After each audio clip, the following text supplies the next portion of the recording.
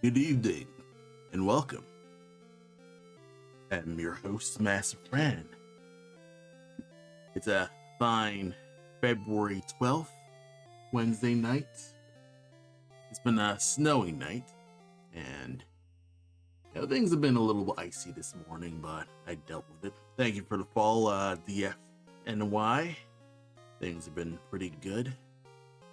Welcome to the stream, and welcome to me making some more progress on this long commission of a large pixel character. Been working on this since September, and I'm making decent progress on it. Tonight is mostly going to be working on this, kind of getting some stuff done.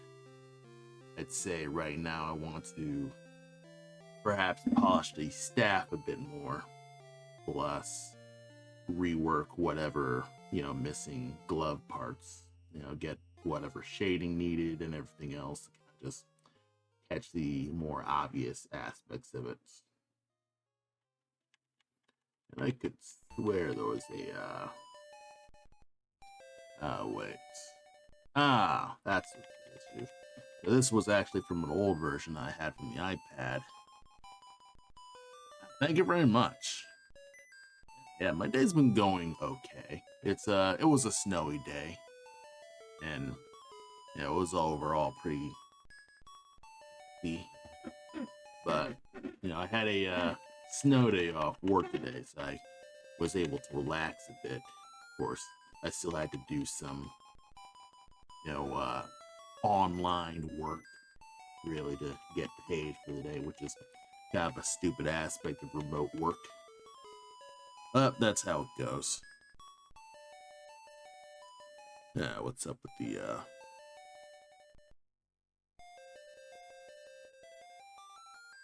what? Turn down the volume a bit.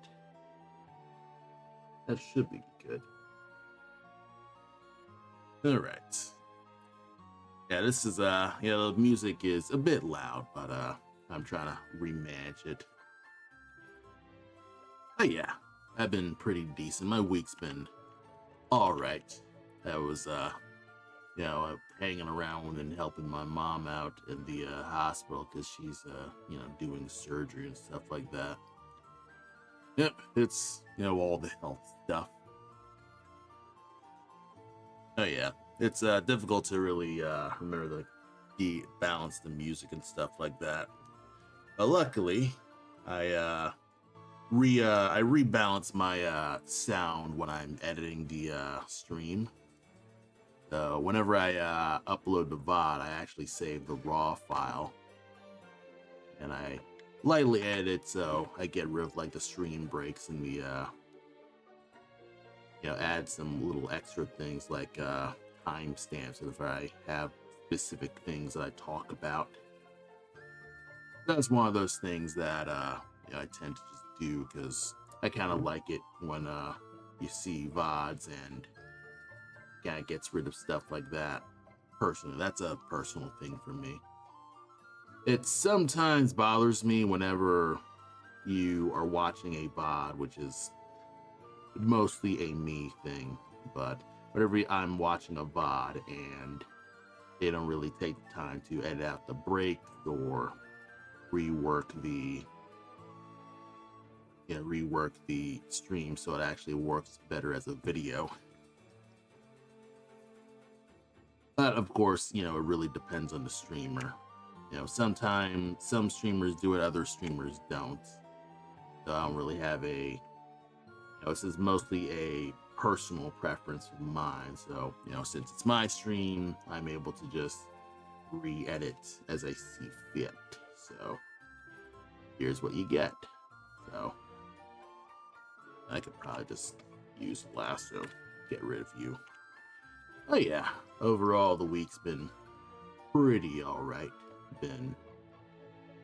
I saw the Super Bowl, and of course I saw the absolute evisceration of Kendrick Lamar, completely just burying Drake. It wasn't even really a burial, it was kind of just, a subtle stare at the screen for 1 second, then he just goes back. Almost as if he's like not even bothering to acknowledge his existence anymore, which I respect. I respect. Just the best vengeance is living a better life. Of course, that's just me not being an insane person for once.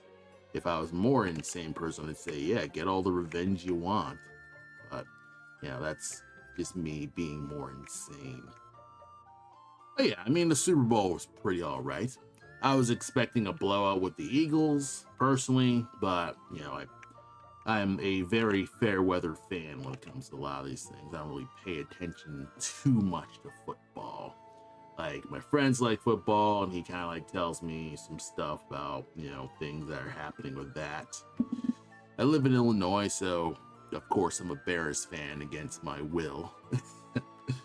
But it is what it is with that. But overall, it's been pretty decent. The commercials were kind of weird though. Like, there was this one commercial where the singer Seal, his head was superimposed on an actual seal, so I guess they wanted to be clever about it, but kind of just, it felt like it was their only idea, but there wasn't much of a payoff to it. Honestly, I feel like a lot of the commercials kind of just, they had an idea, but it never paid off the idea. There was this one Doritos commercial where you had it was sort of the ending of E.T., like the typical, the humans got the aliens back home, and you're seeing the alien go home on their ship, and all of them are eating Doritos. Wait, no, I think it's not Doritos. It's a different chip. There was a different alien commercial with Doritos, but I'll just say there's Doritos for this one. But yeah, the alien's going home, and then when his ship door closes, it smashes on the alien's head, so it's dying, and it's suffering, and the kids are all traumatized and things like that. It doesn't really feel like a punchline, it just feels more like a non sequitur. So it's kind of just one of those things that I'm wondering why that was even a thing. So, that wasn't really much when it came to a Super Bowl commercial, so I can't say a lot of the commercials at the Super Bowl were remotely good. Honestly, I think that's probably just common for Super Bowl commercials these days. I think Super Bowl commercials have kind of just gone downhill in general. Probably because commercials have gone downhill in general, because commercials just overall suck. Getting an ad, especially in the internet age, just royally sucks these days. Heck was the staff supposed to look like? Supposed to look like this. Alright, so I can't completely change of what it's supposed to look like. Yeah, one thing that's tough about this commission specifically is it's a very high detailed commission, and I've been working on this since September, and now I'm starting to feel a bit fatigued when it comes to working on this. And of course, I do want to get this done ASAP, because of course I took people's money for it, so job's a job. So it is what it is with that. I probably could have used a simpler animation for this too. I basically, why don't they have the reference with? The reference is sort of complicated. So the tough thing about pixel art, especially pixel animation, is that you want to make the pixel art clear enough that you can understand what the thing is, but you don't want to, it's so chunky that you kind of just fast most of it. And as a conundrum that I'm coming across when it comes to animating pixel art is I have a lot of pixels that basically have detail that's not really going to be seen in the general thing. Yet it is there to keep it consistent. So I think the one thing that is padding my length when it comes to making this is spending a lot of time detailing pixels that aren't even going to be seen in these in-betweens. I'm getting better about it because now I'm kind of like focusing on just closing lines instead of just making whole cloth detailed things and making some fast adjustments here and there. It is what it is. I'm trying to at least get the general silhouette of it all.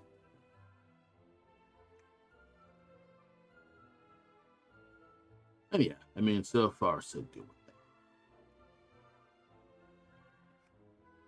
Oh yeah, once I get that done, I'll probably make progress on this today and then get to tackling some stuff with some black mass development.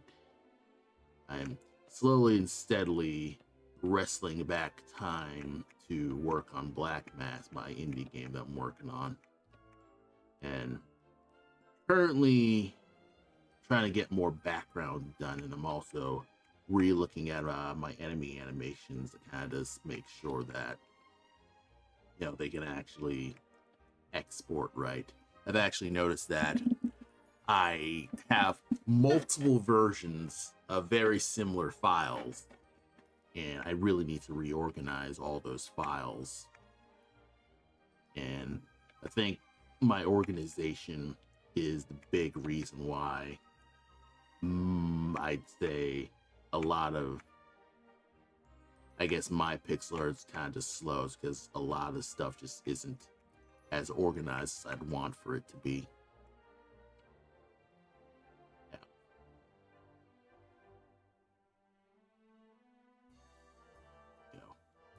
Let it go.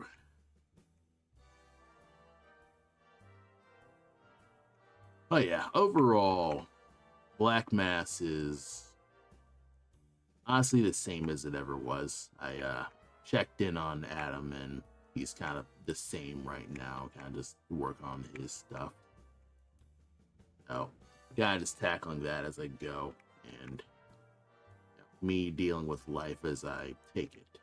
Again, I'm sort of not visiting my mom in the hospital just to stream here, but it's like I could visit her tomorrow, or at least as far as I know. Kind of one of those things where I do feel a slight guilt for kind of like prioritizing streaming over, I don't know, seeing my mom. It is what it is with that.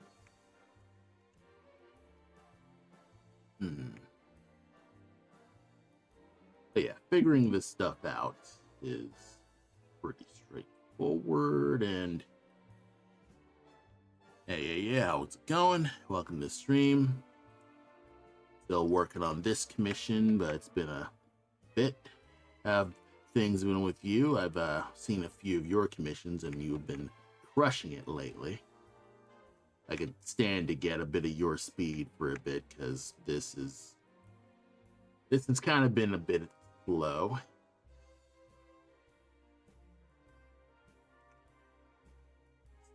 Get you further here. Nudge this out. All right, I'm gonna let this go. Go to the next thing.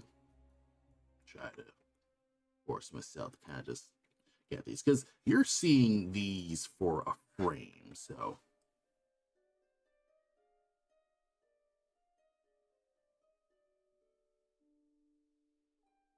you're also not even seeing the leaves, because there's actually supposed to be a bunch of orange leaves here. So I do need to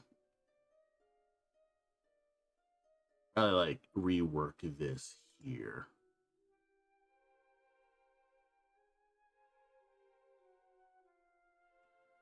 because that's not what it's supposed to actually look like here. It's supposed to look like a flatter section overall. Just borking it. Still a long way with this one. Yeah, so far. It's because I have the general animation down, so it's mostly polishing. And I've got the general idle finished, so I could just leave that going. Of course, there's also some other things that I gotta do, like adding some glow effects to the staff, because this is supposed to be an energy spear, and giving him a slight power glow, which I will, once I finish all this, it's as simple as just giving him an outline, and that's plenty. And then this will be the actual big attack. Of course, there's some weird layering stuff. I'm trying to take this one layer at a time. I mean, so far it is looking better. Like, the effort is worth it. You know, it's yeah, thank you. Yeah. As long as this is taking, the effort's still worth it. So say it is gonna be worth it overall. It's just I have vastly overestimated how fast I could actually finish this, because, you know, for anyone who still hasn't showed up at this stream, I've been working on this commission since September of last year, and it's still not, well, actually no, it's close to being. There's just so much, like, little things like here I could figure out how to get this shoulder pad under his head. Made one layer. This one over this. Perhaps if I... Okay, I think I know what I can do here. New layer. Call it maybe rear shoulder pad. And again, I am making a million layers. I think this is 1, 2, 3, 4, 5, 6, 7, 8, 9, 10, 11, 12, 13, 14. 14 layers for this animation. It probably stand to maybe color half these, but right now we don't have time, or at least I am kind of like in this weird spot where that's not it. X, B, make you a continuous layer. B, X, this one V,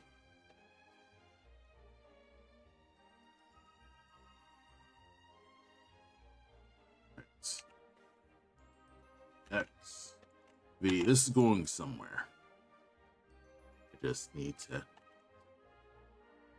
work this as I go. X, V, X, that's there. And I can move you over the head, but like under the head, but over the body. That's how I'll get you. So yes, now it's looking more consistent in general. And I use this pink background to make sure I can see any gaps. So whatever zooms in, I am noticing this. So rear shoulder pad. Do like a fast color job there. Little scrubbing.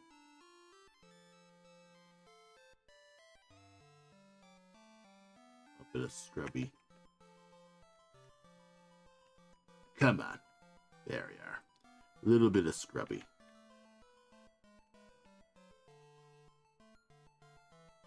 Clean that up. And now it's looking slightly more. This is looking slightly better overall.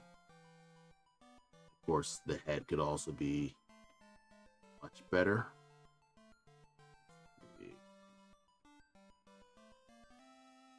Yeah, that could be better. It is what it is. Thank you for the lurk, MB Dog. Or doing pixel animation, didn't understand the need of so many layers. Now I do. Oh yeah, I'd say you'll learn a need for just making layers with animation in general, because layering animation can make a humongous difference. Because, you know, obviously you'll have things like secondary animation, like making capes is obviously way easier if you have a cape just separated from the body. Tails, separate tails, bits of fur, like anything that's dangly, it's best to put in a separate animation because it's gonna make your life much easier, because you can kind of focus your workflow on one thing at a time, where you start with the big broad stroke movements of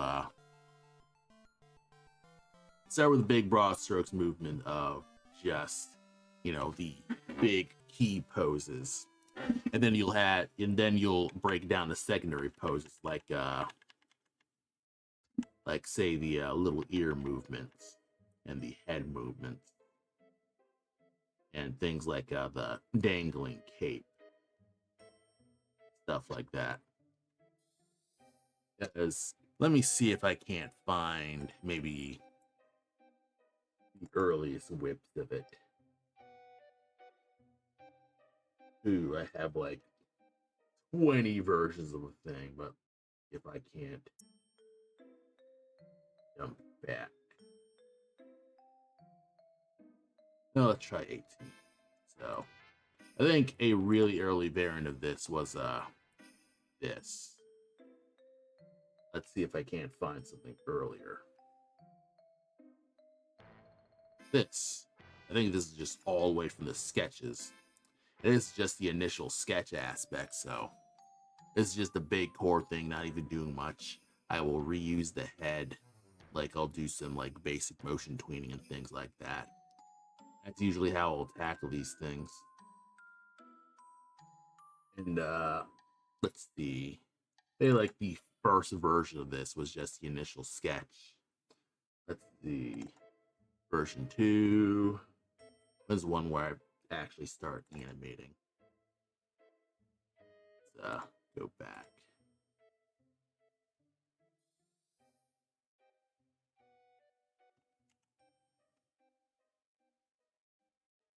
Maybe 8, perhaps 8.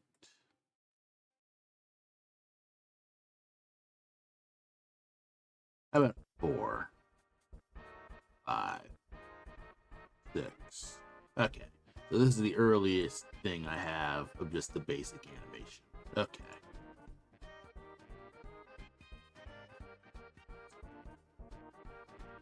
So yeah, it was mostly just me just rotating it, no problem.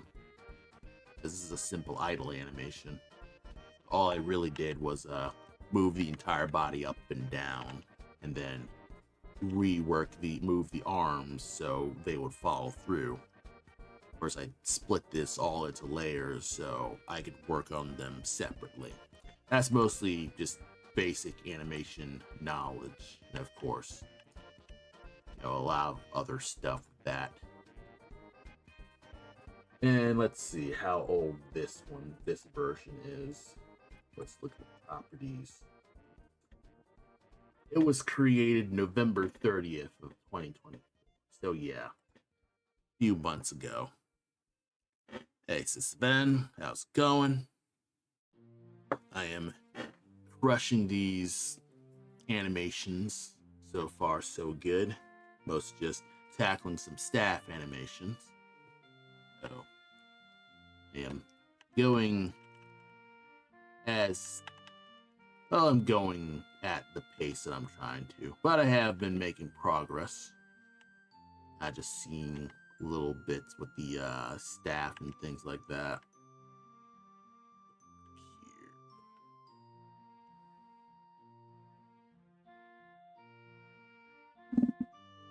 Dookily dookily. But yes, So far, oh, this is the wrong layer. I'd say a lot of things that's probably been delaying my pixel art is probably just my lack of experience. Like, as much as I think, oh, I've pixel arted for, I think it's now going on 5 years, I'm still kind of a slow loser. So it's kind of like, yeah, I can, it looks decent so far, but it's like, I still struggled in some aspects. Like, the bigger the pixel art, the harder it is to work with because you were working with like full on several things pixels, and it can be tough if you're not organized enough. Of course, I myself am kind of organized. Like, I keep my stuff in several different versions. The thing I'm working on currently is version 28. So whenever I make any like new stage of progress and stuff like that, I at least save a version. So if I make a big boo boo, I can always just go back to a different save. So it's like rotating saves in general. Oh, it is what it is with that.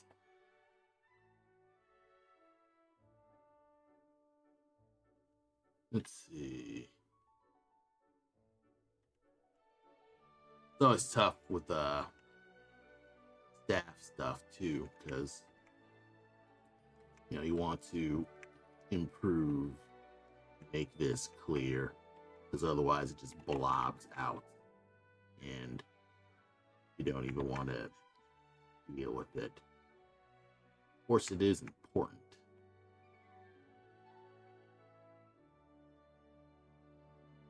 But luckily, I'm at least trying to get myself to just push for getting things down as opposed to getting it perfect. So far, things have been all right.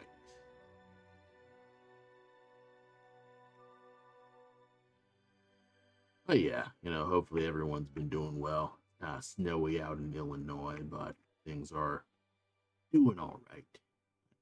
Feeling pretty all right here. I know tomorrow, no, it's so today's at 12, which means Friday is Valentine's Day.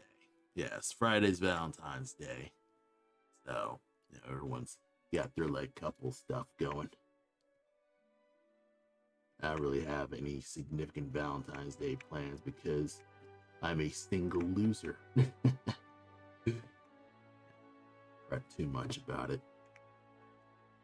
Honestly, it's saving me cash because I'm kind of like in a weird cash spot where I'm trying to save up money to knock off my credit card bills, and I'm nearly done. I think I have like 3,000 left or something like that. It's a couple thousand. It's not as much, but it's one of those things where if I just keep at this stuff, I'll be able to knock it out. And doing these commissions did help immensely with that. So, for those who did commission me, I thank you a lot because you basically helped me get out some really dire straits. So, it is what it is with that. It's just a matter of continuing on and getting that down.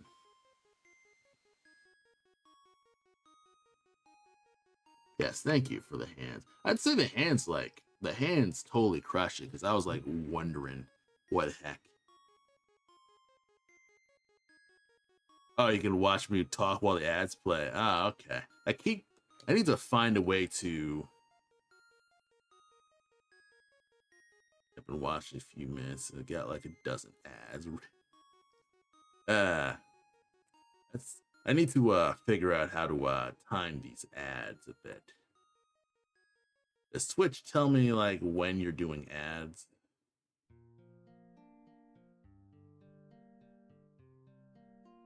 I guess this is probably a nice time to say, hey, if you like my stream, you should subscribe. That way you won't see ads. I don't even know what the hell you do with subscriptions and gift subs. I actually don't even know. If anything, I should probably just drop being a Twitch partner, really, because it just, or Twitch affiliate, whatever the heck the Twitch thing is. Because, I mean, I could, like, make emotes and things like that. That's another thing in my giant pile of to-dos, is make more emotes for this channel, because I think I have space for 4 more emotes if I looked at my Twitch thing right. I'd have to double check it, but I think I have space for 4 more emotes. I am a complete dunce when it comes to, I guess, the streaming culture. I suppose I have no idea what the heck to do with most streams. I mostly come to streams to say hi to people and catch up, hang out with, a few friends who have some funny gameplay stuff and have conversations. No emergency spences just yet. I think the worst I really had to deal with was honestly, the credit card is probably just the worst thing because it has stupidly high interest right now. I had that credit card. I've had this credit card for 20 years. And I've mostly been like paying it for the past like 20 years. Like, it was a crap ass, like, I won't just say what type of credit card it is because I don't want to like deal with fraud stuff right now. But yeah, it's it's a credit card with a fairly decent high interest, which is mostly because it's an older card. So it is what it is with that. I am not a good spender. But again, most of my spending is stuff like this, doing art stuff, getting art equipment, buying a Cintiq, stuff like that. But sort of, obviously I can write that off in my taxes, but of course, it is what it is with having it pay off. So I guess that's the price of trying to figure out how to make an art thing work. Is you kind of have to go through the school of hard knocks to understand how you can actually deal with money issues while trying to hang on to an art thing. A nice pro tip is to not quit your day job. So I'm still at my day job with that. So a nice way to save money is to live at home with mommy and daddy and not quit your day job until you actually are financially independent, which probably won't happen, but it is what it is with that.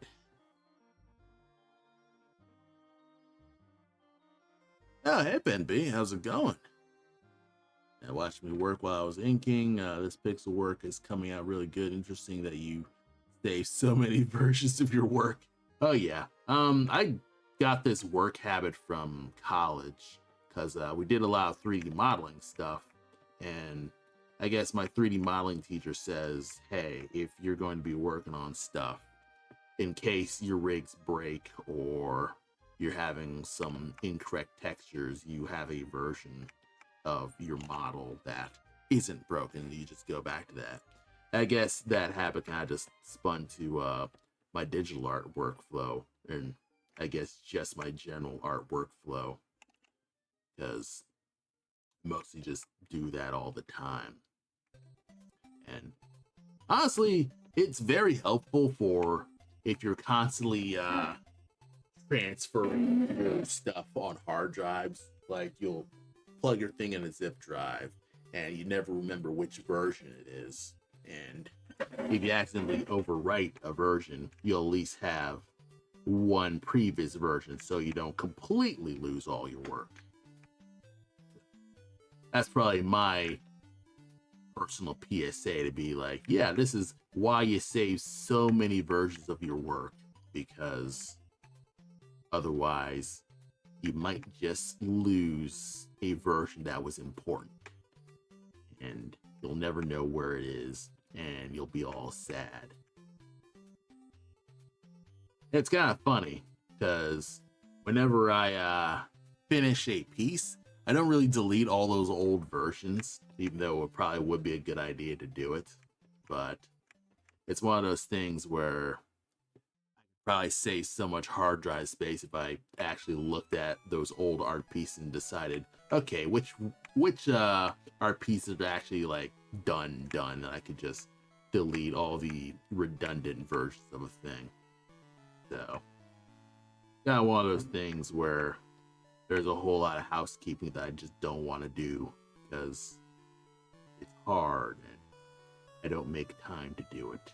And excuse, whine. I mean, I'm sure. Well, actually, no. It's not really whining. It's just it's not pertinent right now. Like I feel like I could clean up my files right now, but it's not such a big deal that I have to do it now. This looks clear. At least clear enough that I could flip. Yeah, it's difficult to decide when to half-ass this thing because this is one frame amongst an entire twirling animation. Like you're probably gonna see this for one frame, and the real point of it is to make sure that it's just consistent enough.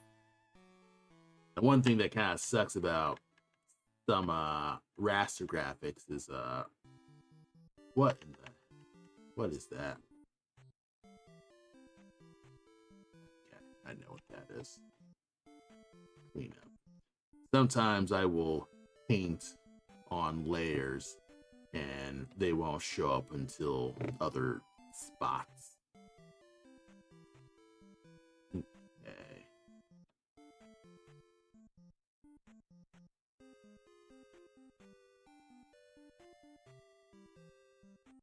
Okay, so put that there, and that should be good.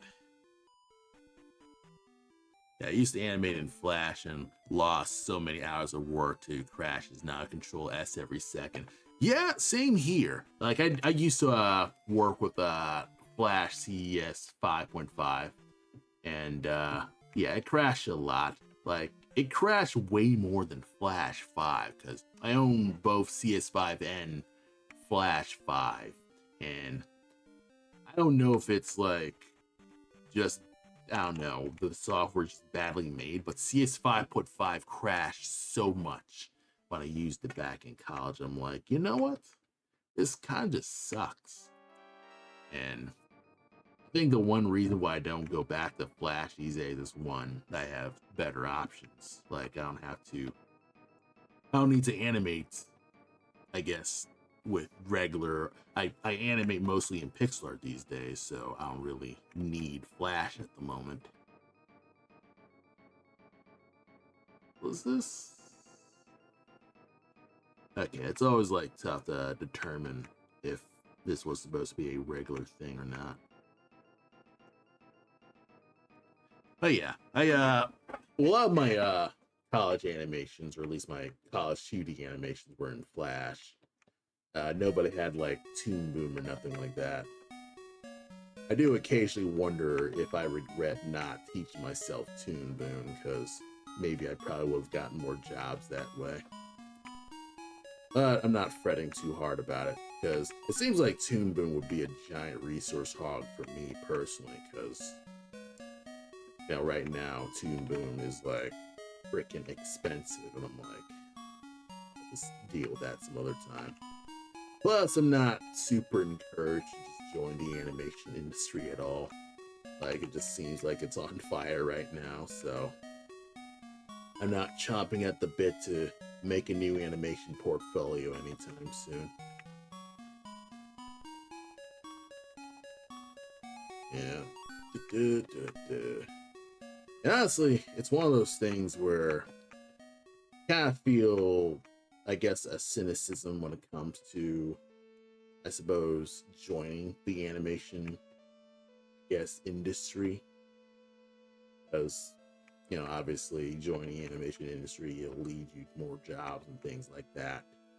But it's one of those things where, you know, the longer I go at this, the less I'm willing to just deal with the rigmarole of job hunting.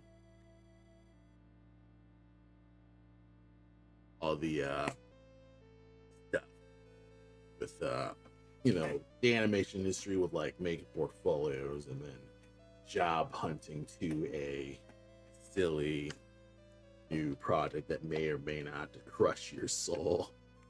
And you'll get like a bunch of notes with like storyboards and things like that.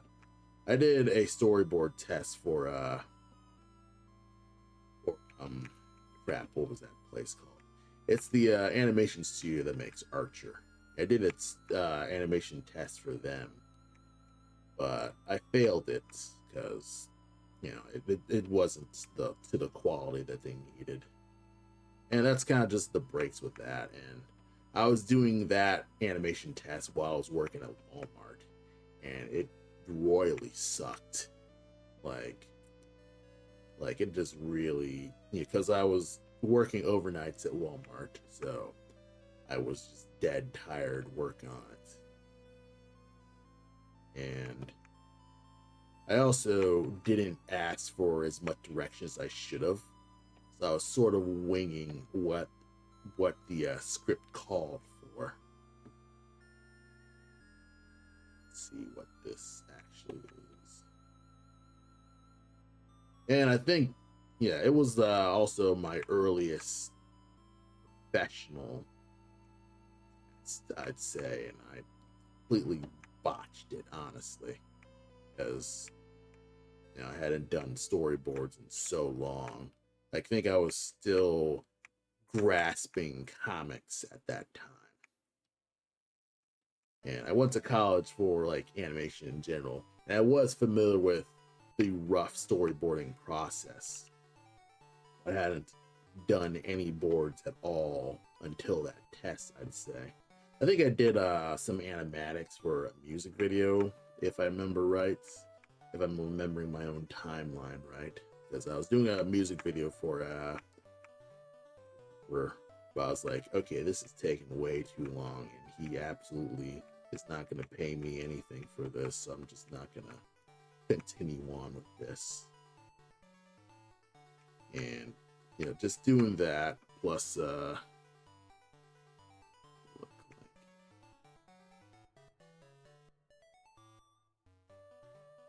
I'll let you go here. And I was, just doing a bunch of different animation jobs that may or may not have been satisfying. And yeah, it was kind of just one of those things where I never really felt like I was improving. It's more just stressing myself out. And it's likely it's because I just sucked at storyboarding at that time. Like I wasn't supremely good just making these things work for, you know, a studio and things like that. So it is what it is with that. So yeah, you know, trying to I guess maintain a professional standard is kind of dumb because, you know, I have no one to really judge me with it. And sometimes I wonder if trying to hold this professional standards kind of just holding me back. Like, yeah, I make high quality work, but I feel like I'm being perfectionistic about most of the work that I do. So I can't really tell myself to be like, yeah, just let loose, just be fast, slapdash. Why don't you make your art look kind of shitty, Ryan? You know, you're not hurting anyone if you make this one piece look not as high standard as all your other stuff. And I guess the inner Ryan isn't wrong. You know, it's not bad to kind of just not make good art every once in a while. Just be a lazy, be slobbish with art. That's a good philosophy. Kind of just get yourself to, I guess, get into a outflow where you're not in your head as hard. You're getting yourself just loosen up. If I didn't work a day job that didn't do drug tests, I probably would try taking edibles or marijuana or whatever. Of course, that's probably a long ways away from me. I'd love to do that. I'm not against it. It's just one of those things where it's like, I don't want to lose my job right now. I do not have the income to be able to risk that at the moment. So, yeah, maybe one day. It's kind of just one of those things. Probably next year where I'm actually going a little harder on convention stuff, because right, okay.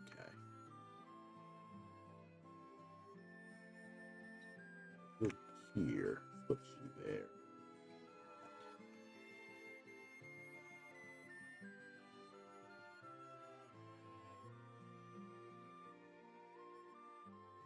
Okay.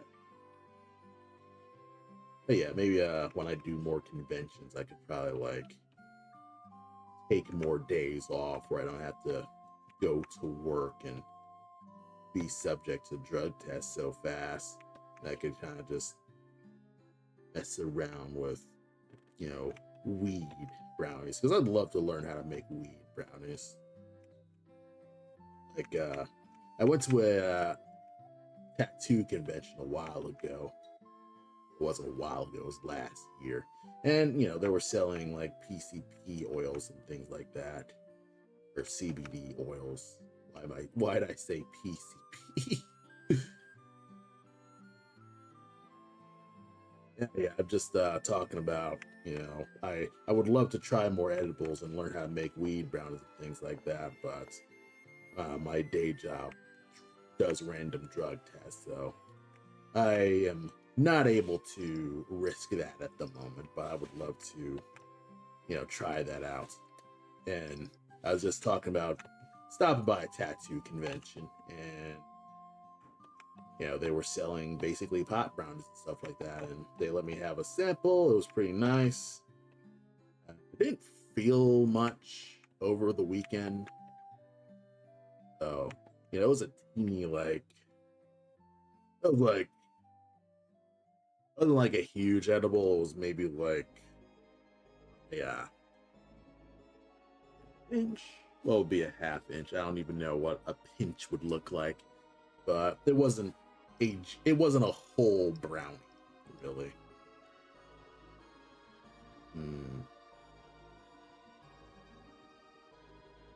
Let this go. I probably could let this go.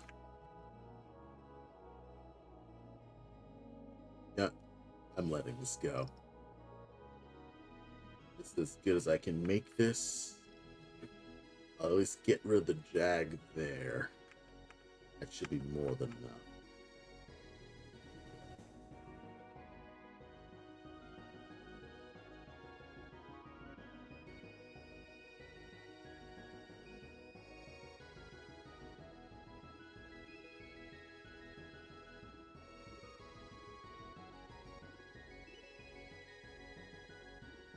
The one thing that's rad about what's it called, Live Alive, is that Live Alive feels like, what if Chrono Trigger let you play as the other party members before you started Chrono Trigger?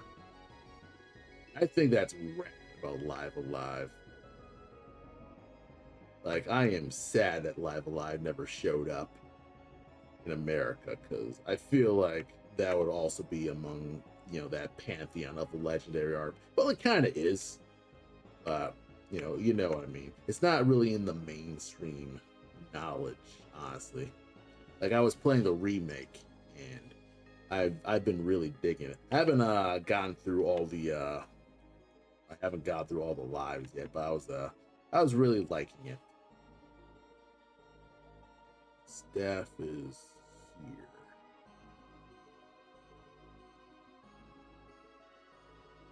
here. Where's the weapon? Oh, staff is here. Me. Excuse me. Yeah. I've been using Pick Square on the iPad because I had an iPad for I guess the past few years. And well, not the past few years, like just the past year. Like I got a new iPad. I lost it back in like 2 years ago in November, but I got a new one for Christmas. And I've been trying to like get myself to do more Pixar. It has contributed to me making more Pixar stuff. It's still not as fast as I'd like, but it is what it is with that. But yeah, the one thing that I do like about Pix Square is that you can rotate the canvas like any other digital art program, and Ace Sprite doesn't let me do that. Like I can do that in Clip, I can do that in I can rotate the canvas in Clip Studio Paint. I can do it in Photoshop. I can do it in Pix Square, but not Ace Sprite. So sometimes it can be tough to get certain angles, like certain curves. I have an awkward time doing because of stuff like that. So I do miss that sometimes with Pix Square. So just one of those things where I kind of get my brain in a alternate mode sometimes. Of course. Okay.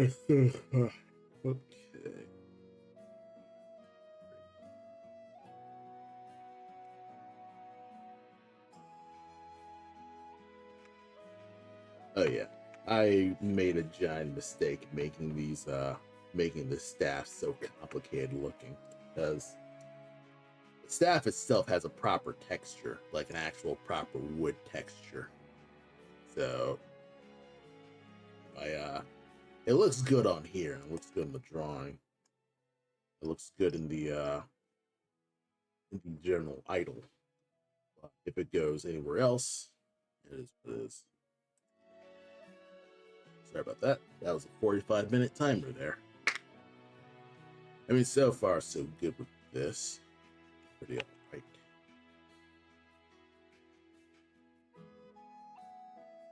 This was supposed to be covered by the arm. If you actually show the arm, it's covered up. I could probably do some stuff where this away and no one notices. That's pretty rad. Yeah, drawing the iPad takes a lot getting used to. At first, I royally hated it. Like, I really just did not like using the Apple Pencil. It felt like drawing on glass. And honestly, it still kind of feels like drawing on glass, especially with Procreate, because there's a whole host of stuff with Procreate that kind of frustrates me sometimes.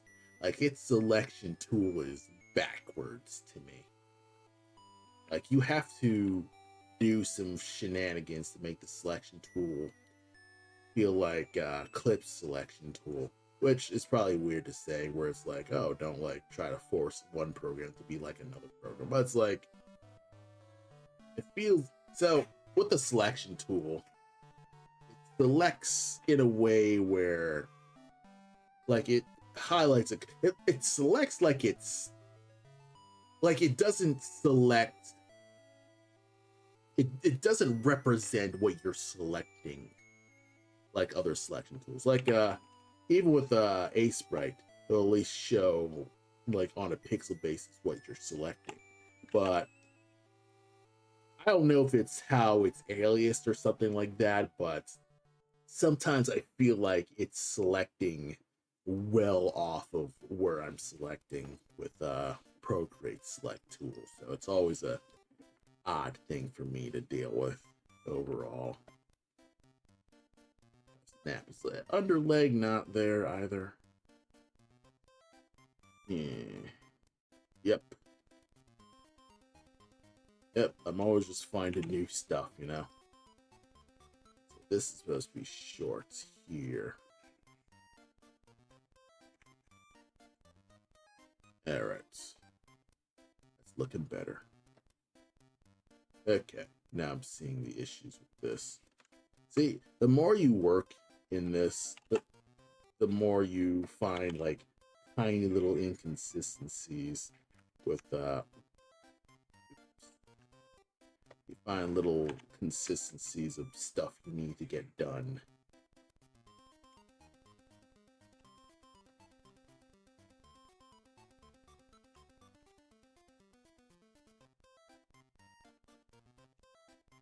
What is this?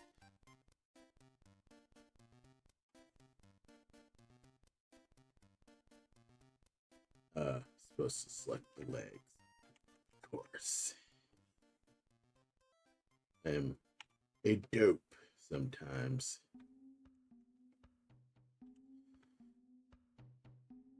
Yeah, I'm actually supposed to take a break. You know what? I'm gonna take a break, stand a bit. I'm supposed to be able to time out this ad, but apparently it plays the ads anyway, and I'm like, motherfucker. Which is dumb. I've been trying to like finagle with these ads to be like, okay, how can I make it so it doesn't like show up as much? I've been trying to like figure out a way where it's like, okay, get longer ads, but it just shows up less often. I like try to time out my breaks. Oh, damn it. Shit. Okay.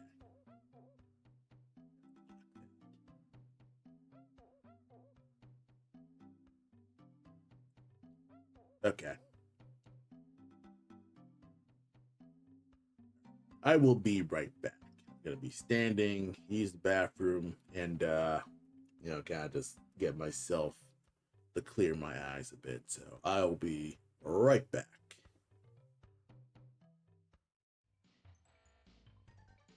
Beep bop, I am back. Just looked outside of my window, and it has snowed a lot more. But tomorrow's going to be a fascinating day at work. Driving. Yeah, well, it is what it is. There are a few artists on chat. I don't know if they're still in chat. I'm not like checking if I got viewers. I think one thing that's been psychologically helpful for me when it comes to doing these streams is I don't turn on my view count during my streams. Like whatever view counts I have, I kind of like hide it away so I'm not constantly staring at either like me not having viewers at all. And it makes things easier to kind of like take my mind off, I guess the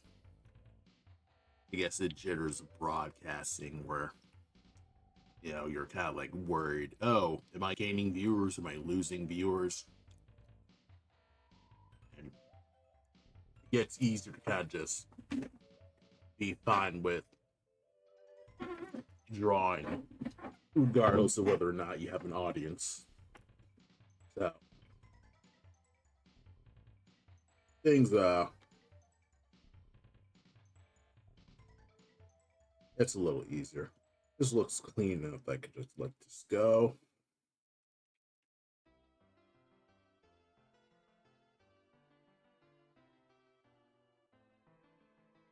Let's see.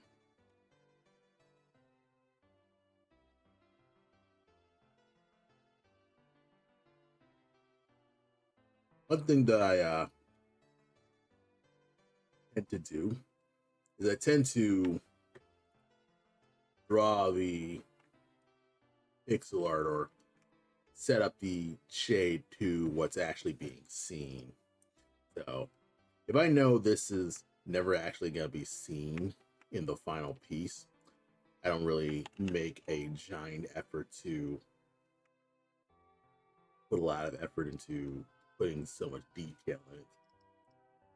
So that way, I don't have to worry about doing like deep shading.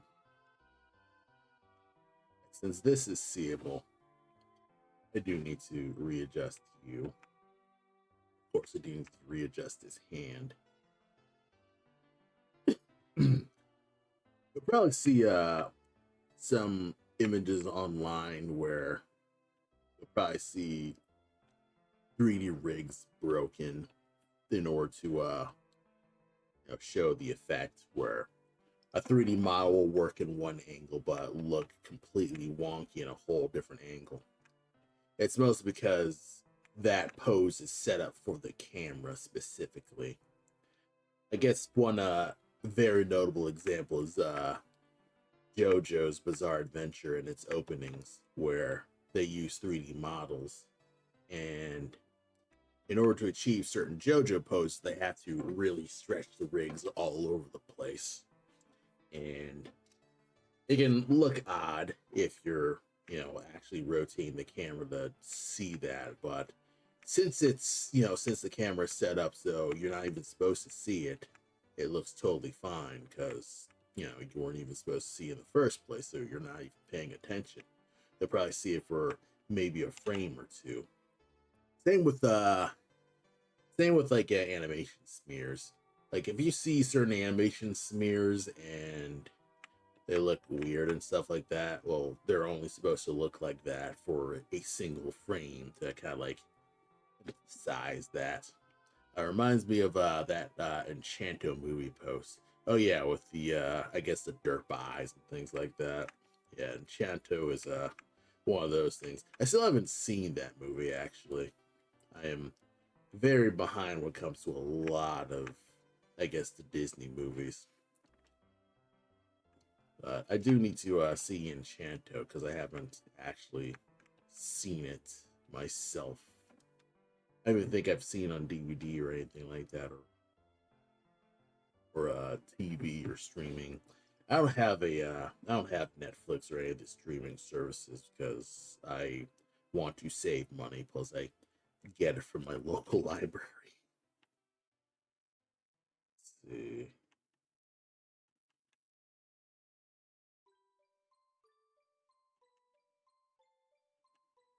Okay. I'm not gonna hunt through this. I'm just gonna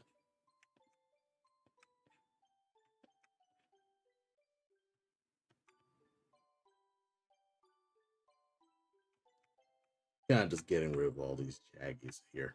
But yeah, like you'll probably see things that look like animation errors, but it's very likely that they were there to make the movement look better. You'll probably this is actually, I'm doing this too, where you're seeing what's basically a bunch of blurs and stuff like that. And if you look at the staff, it's not even fully rotating. They're just in like bits and pieces. 1, 2, 3, 4. Like it spins like way faster and it actually spins. But because it's in the same direction and it has this blur, it looks like it's actually moving. Of course, you have it moving like this. And I separate the staff into 2 layers depending on if it's close to the camera or far to the camera. Like, behind him or over him and things like that. So it looks like an almost flawless, uh, looks like a basically flawless animation right there. So it's a work in progress. Things are looking decent.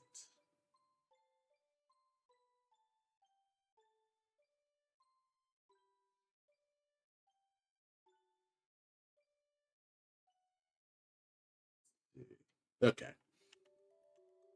get back to work on the staff because the staff is the thing that's kind of just been dogging me for most of this thing. So I want to at least get as much of that done, or I get to cooling down with some black mask backgrounds, because I didn't want to at least make way better progress on this than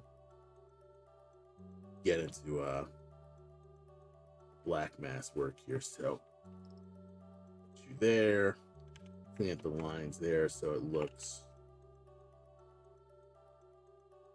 consistent enough. And internally, I am cursing myself for adding so much detail to the bark. But yeah, it is what it is with that.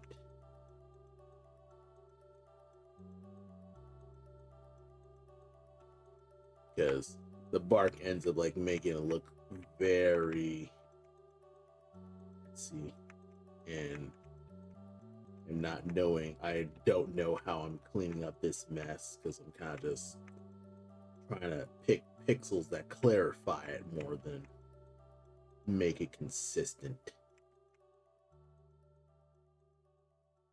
And I can't fret so much about whether or not it's looking like it's gonna have the actual all the details, when right now I'm kind of just searching for just getting that stuff to just look consistent with the lighting and the shading and stuff like that. Because overall, your eyes going to catch the broad details of bigger chunks of the animation. So you're gonna catch more of the consistent lighting and the consistent line over the actual detail. So that's one thing that I will say has been helpful for me, is I can at least say that, okay, as long as I get this down, I don't have to struggle so much with getting this down. And of course, there's a whole host of other things that I still need to deal with. A lot of this is either a big jagged edge, or I'm kind of just trying to figure out why this looked the way it is, or what did it originally look like when I put that pixel down.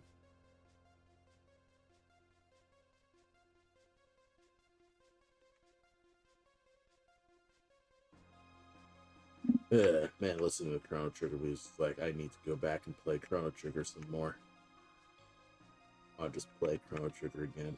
Those memories are never coming back, but it's one of those things where it's like, yeah, there was an energy to those Super Nintendo RPGs I can't seem to find with a lot of other games these days.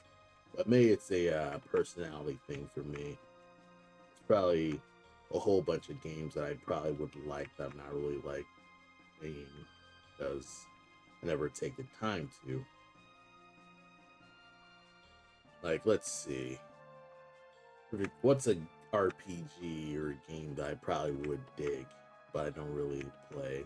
I hear Sea of Stars is good. It's a nice, I guess, Chrono Trigger-like game. Of course, obviously, it's not completely Chrono Trigger, but it's in that knowledge set.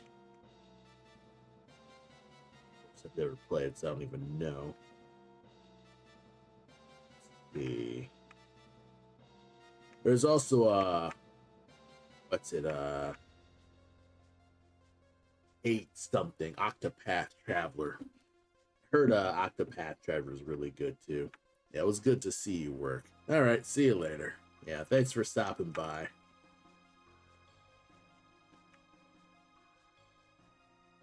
I'll be knocking this out as I go.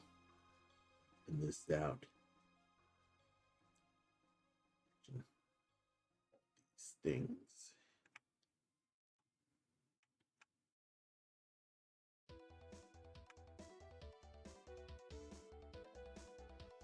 Let's see, other games that I probably need to play sometime in my lifetime if I want to feel like RPGs aren't dead to me.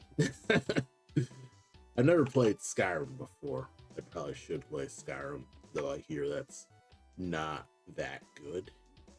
I like hear like weird middle things where it's like Skyrim's great, but you have to mod it.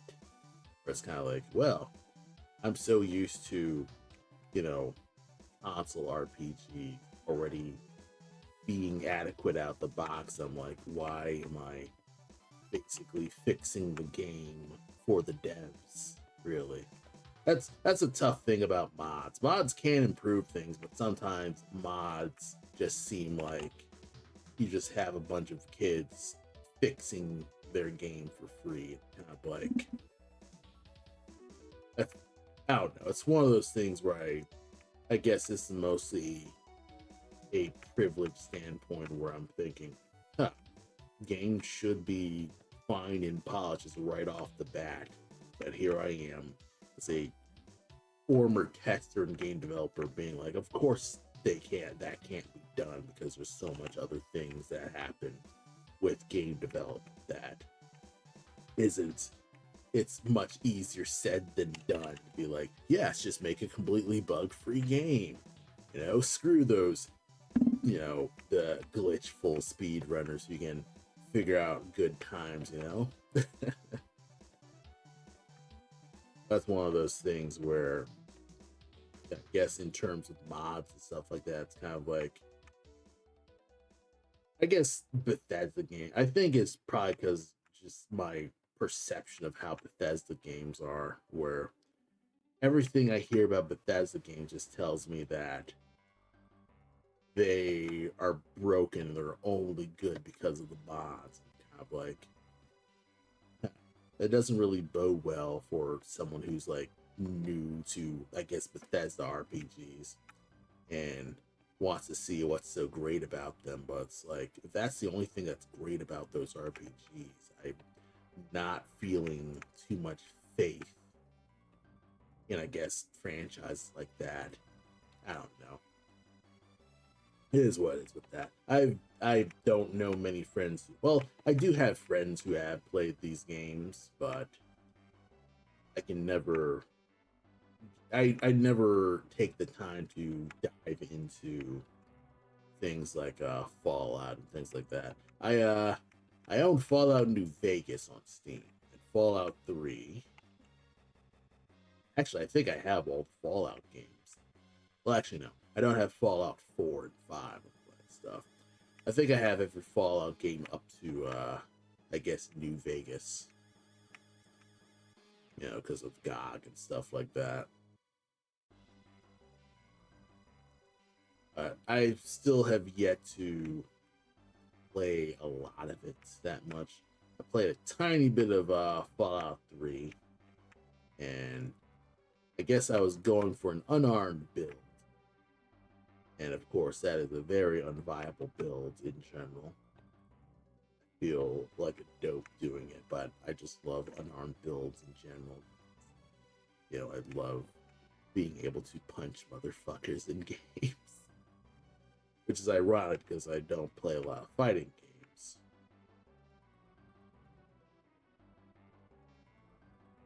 This is clean enough. I gotta let it go. Actually, no.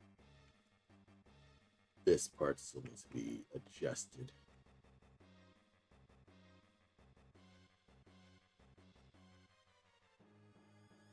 This is always just the toughest part.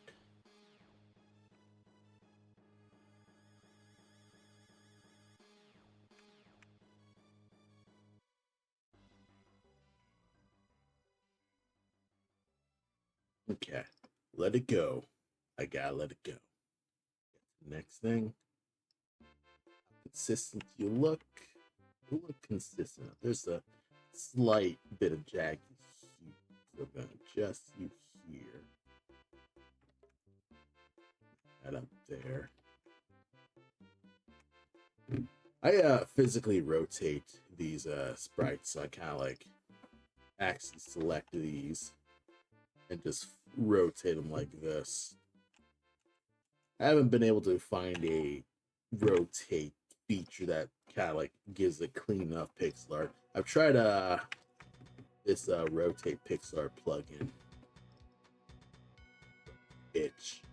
but it doesn't really have it that It's not that. It's not all that. Like it's just still feels like I gotta readjust the pixel art anyway, so I don't really bother with it.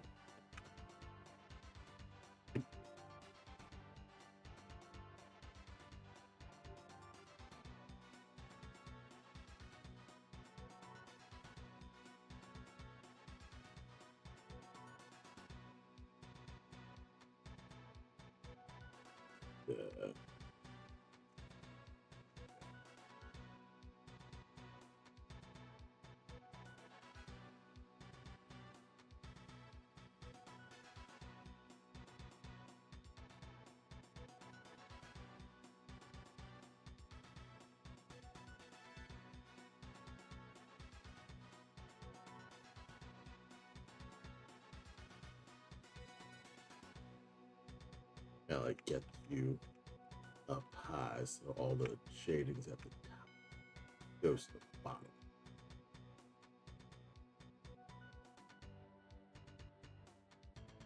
A lot of the lighting is up and down because I believe I've just physically flipped the original idle thing.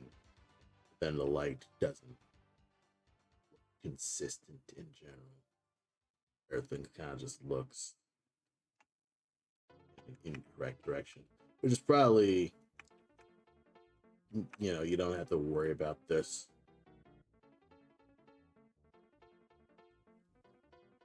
But it is what it is with that. Oh yeah. Earlier, one of my friends was playing Mario World. I'm kind of like, I should play Mario. I should play Mario World myself and totally like crush him at it. Well, like, nah, I want to like show off my Mario World skills.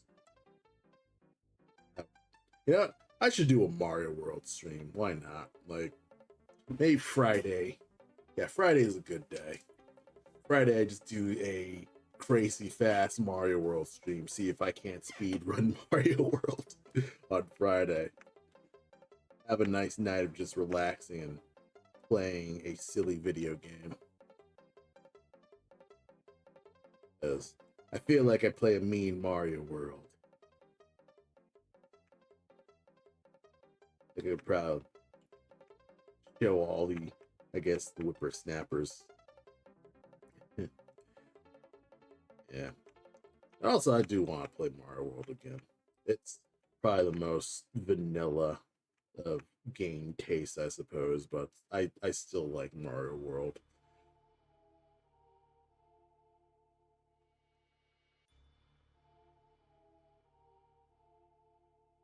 I guess like with music taste, my game tastes are starting to like crystallize too, where I don't really want to stretch my game franchise likes that much. I just want to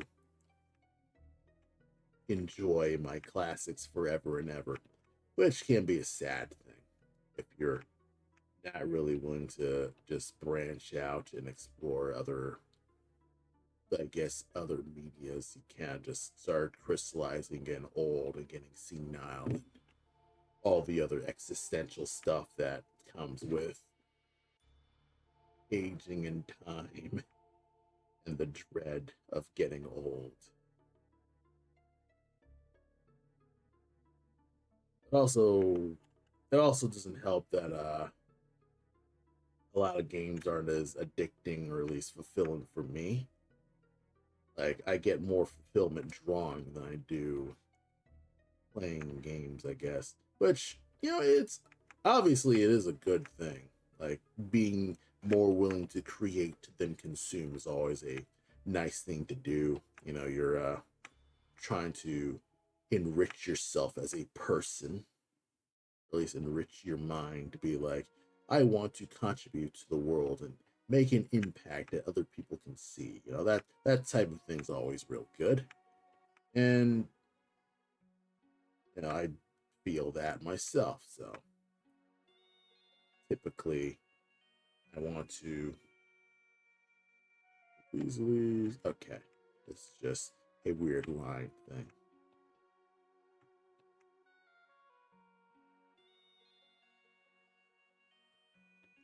Yeah, there are a lot of RPGs I currently play. I think if I get a Switch 2, I should get a capture card too, so I can play all those old Switch games that are kind of just collecting dust, and I'm not doing much with that.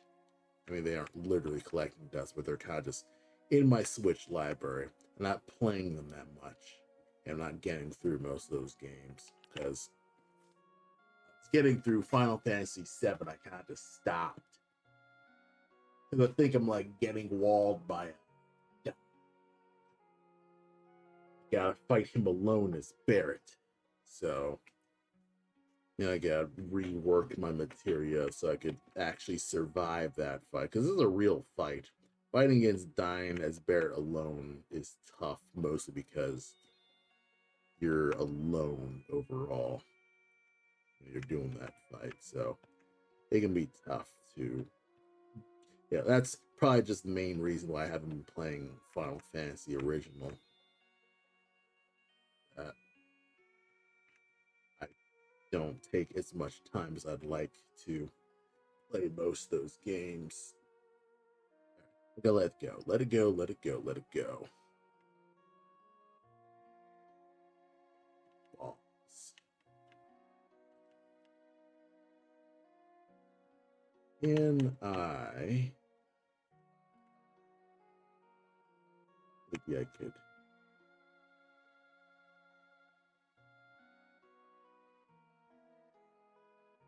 Maybe I could.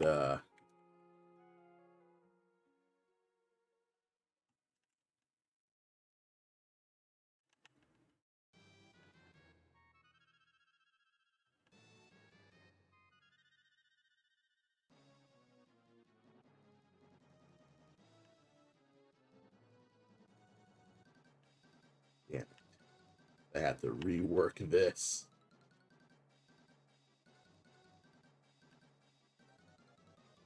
No, I can make this work.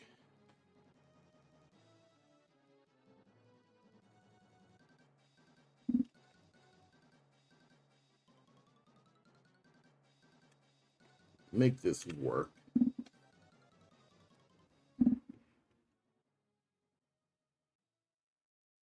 Yeah, I'll do this.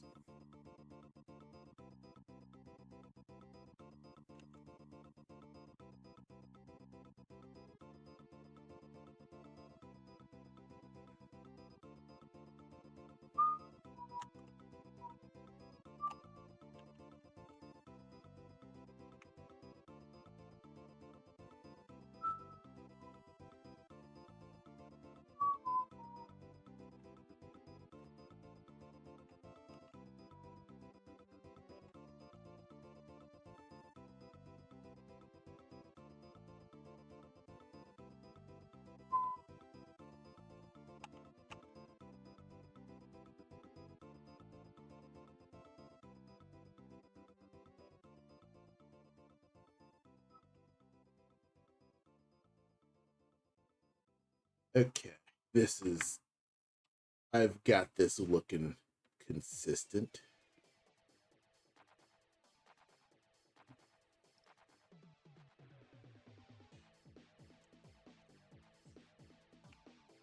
Wait, wait.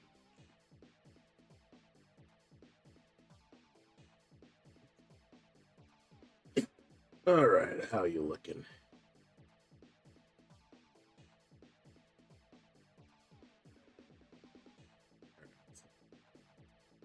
You're looking good. Nothing wrong happened. Yeah. Nearly got this.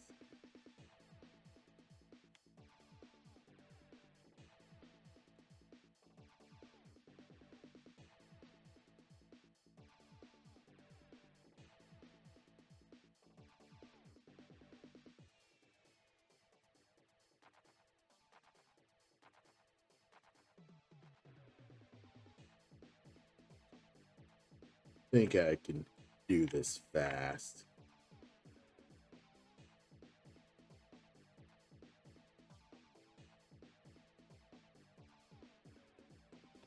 That Spider-Man music's pretty solid. Who's the composer of this again? This is Spider-Man and Venom Separation Anxiety. I gotta find out the composer of my music list. Oh well. In previous streams, I used to have the actual song displaying in the bottom, but it ended up slowing down a lot of my computer functions, so I kind of just scrapped that, as it made it so I couldn't use my webcam while having the thing running, which is the dumbest bug I've ever seen. It drives me batty. So I just dropped that.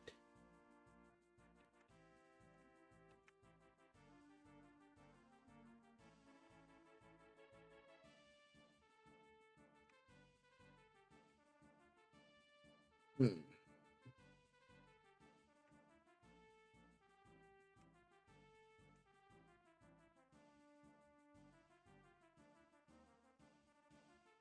Good push you.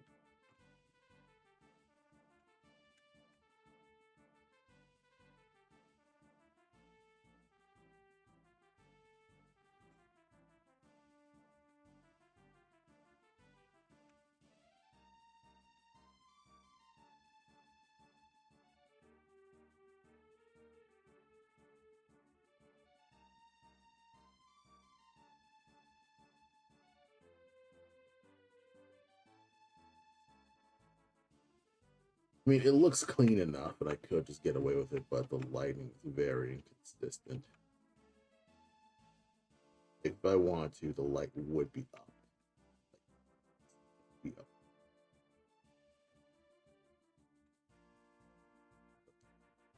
Yes. Hmm.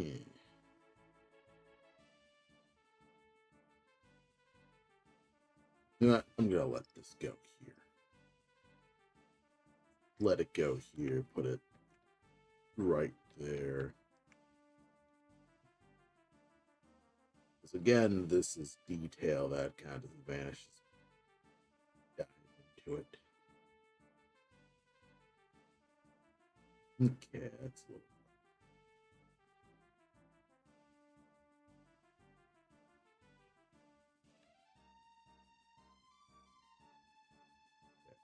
Trying to move the weapon just a bit.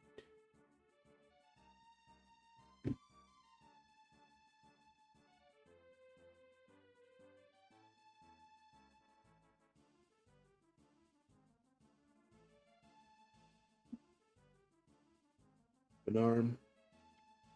Half. Why will you not move?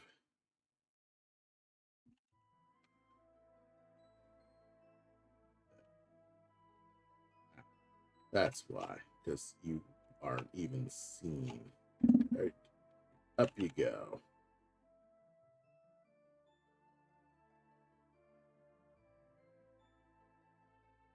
All right.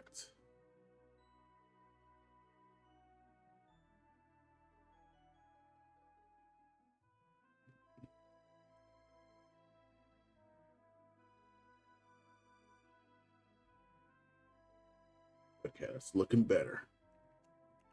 Making this look good. I almost got this down. I've making amazing progress. That's progress in the world, everyone. It's just this one's probably the most egregious of it.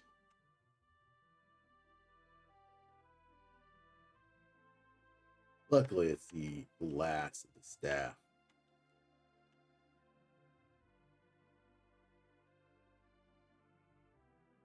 It's really the last staff frame, so I'm pretty happy that I only have 2 staff frames left.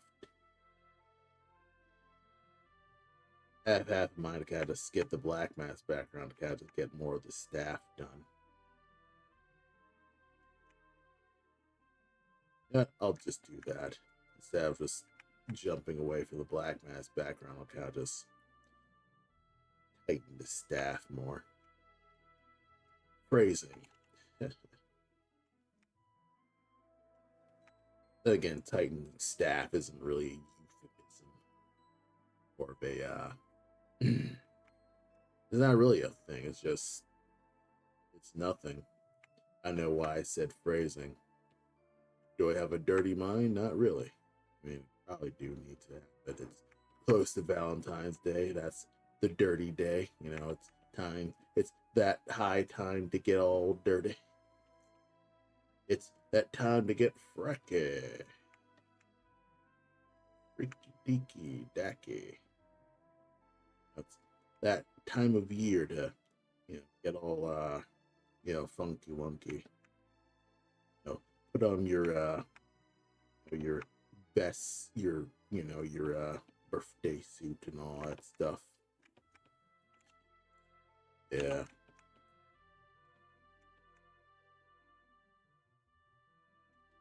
What does this look? Okay.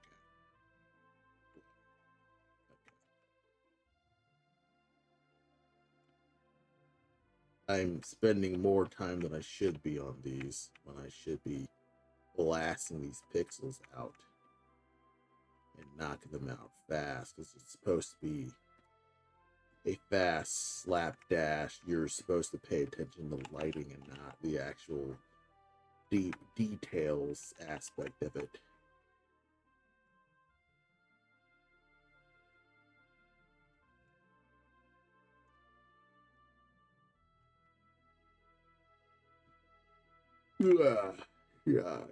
Yes. Okay.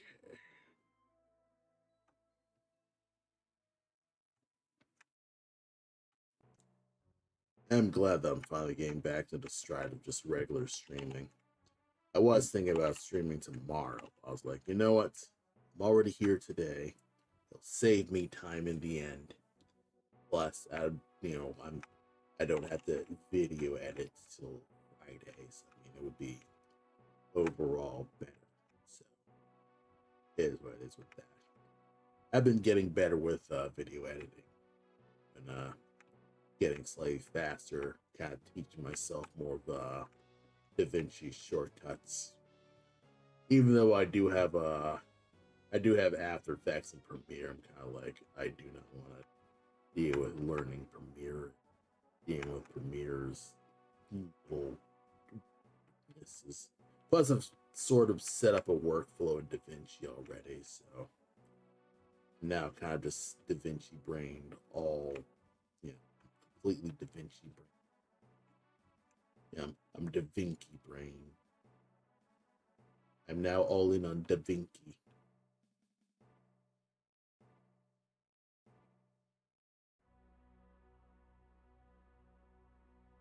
DaVinci?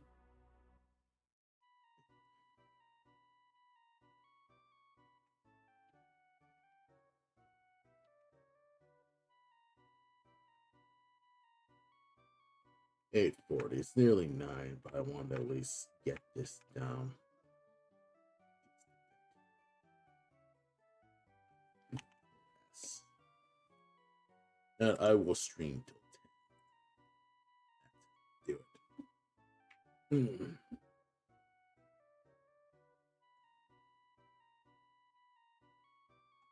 it. Control S. All right. Stand a bit, take a slight break, but I will be right back.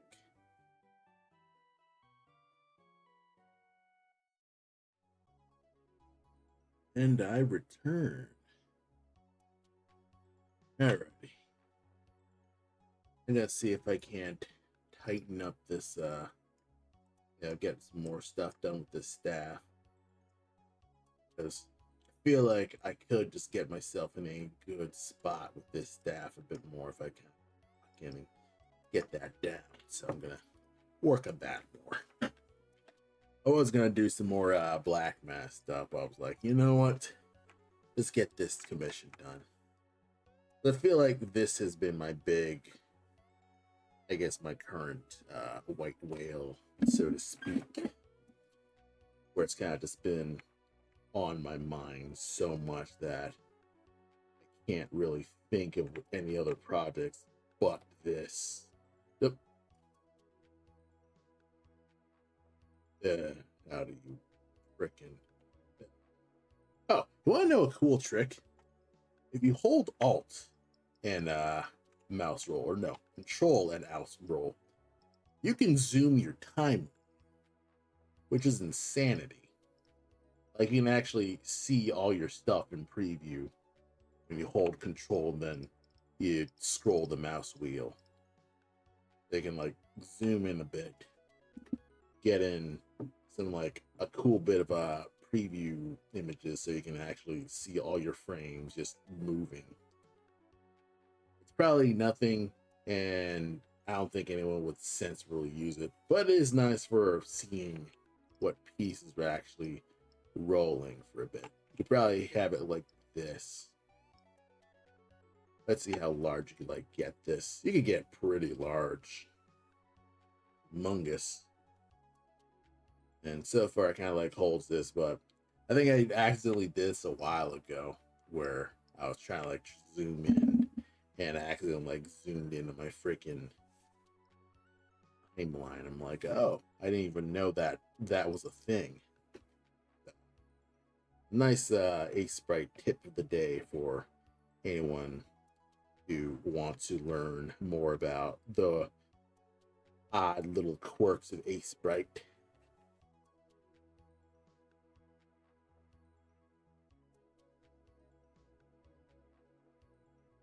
I could put this on Pixel Perfect. Much cleaner. Right now I'm not writing so hard. I'm mostly just getting in a basic outline. But then again, thinking about it, why would I make an outline when I could just use the outline tool?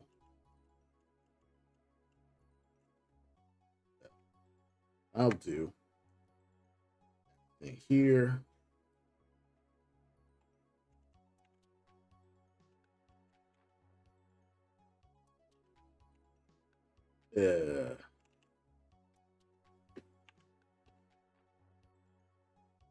Like wondering why this ain't being an arrow.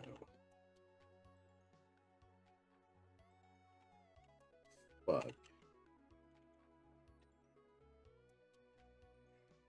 Yeah, this is a weird unreleased soundtrack from a Flintstones soundtrack.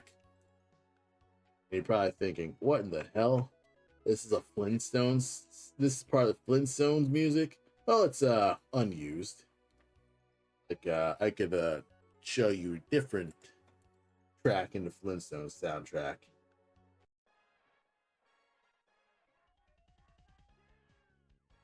Yeah, same composer. Um, yeah, it doesn't say who's the composer on this. Like if it was on YouTube, it would tell. Well, actually, no. Jonathan Dunn. There it is. Keith Tinman and Jonathan Dunn.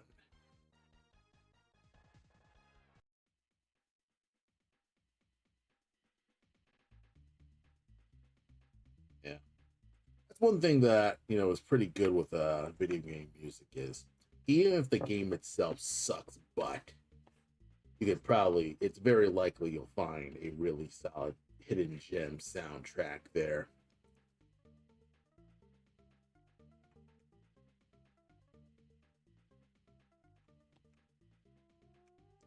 Like I feel like some good music can hold up some kind of crappy games sometimes. I mean, Tim Foley's entire career is defined like that. Like now with all the Silver Surfer music and stuff like that. All right. What was the? Oh, that's my outline tool. Oh, cancel.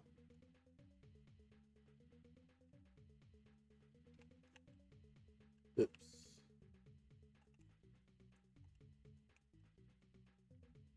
Yeah, fuck it.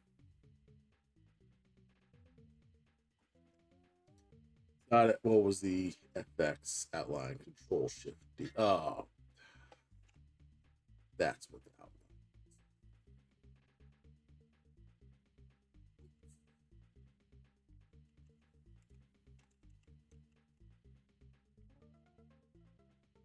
Control Shift D. outline. So right here. It's okay to okay this outline. Go all the way out.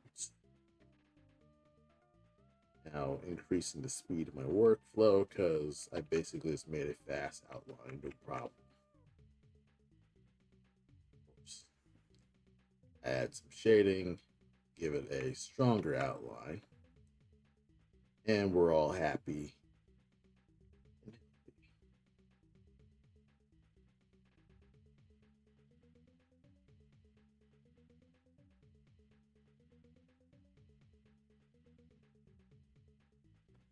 It's all good. And of course, you can add some extra bits of detail to kind of just improve this just a wee bit.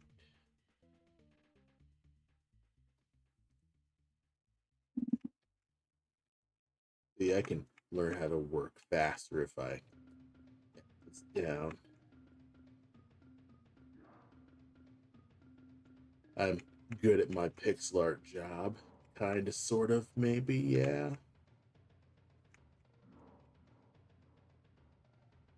All right.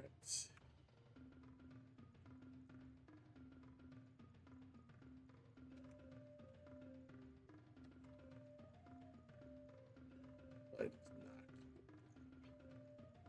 not pin this down so it's more interesting looking.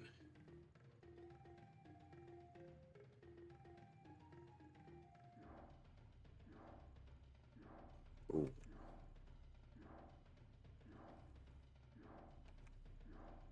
Okay, so far so good. Damn it.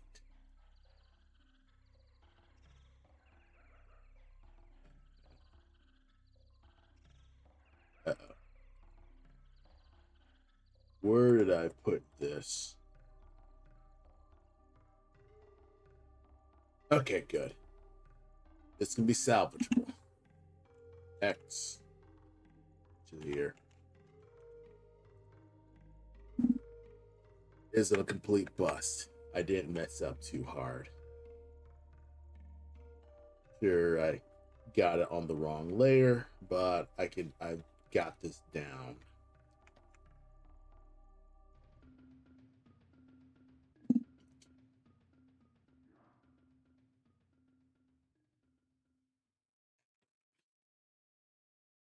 Like it's overlapping. Do some wacky stuff with the lines and things like that. Ugh.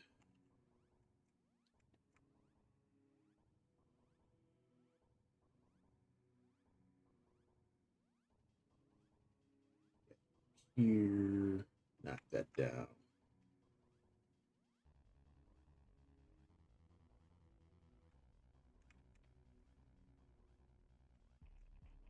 I like clean up the jaggies just a bit.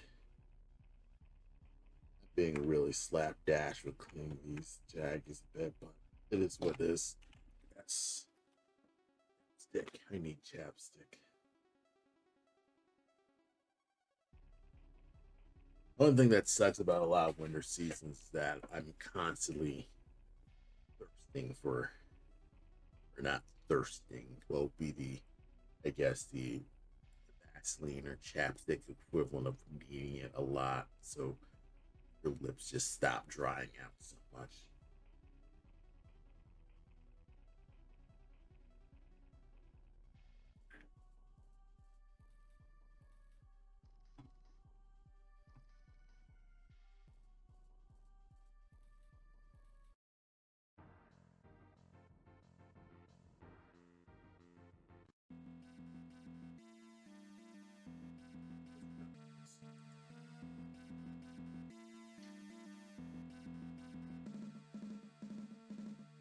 Oh yeah, there's no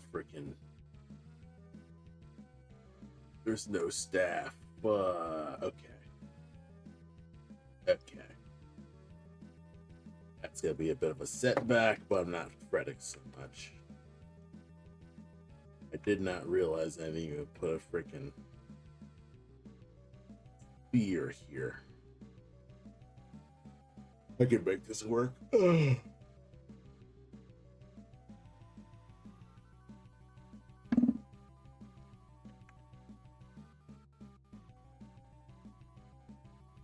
Okay, good. The tips at the end, so.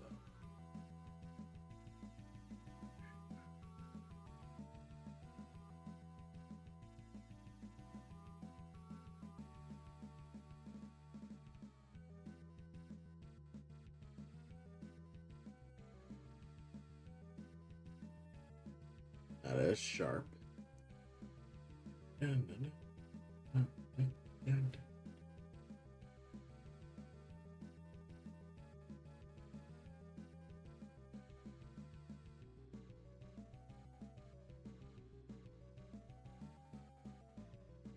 And this is supposed to be a energy beamed weapon. Supposed to have a slight prong here. I zoom out. The prong. There's a little middle prong here, so sharpen this up. Put this down.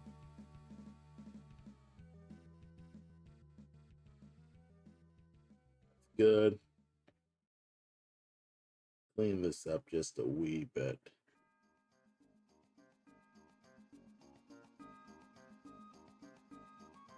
Good. And then I think I just use a pure white for this spot. Back to feet. Pretty good. So I do need to double check if that's actually the line, because I feel like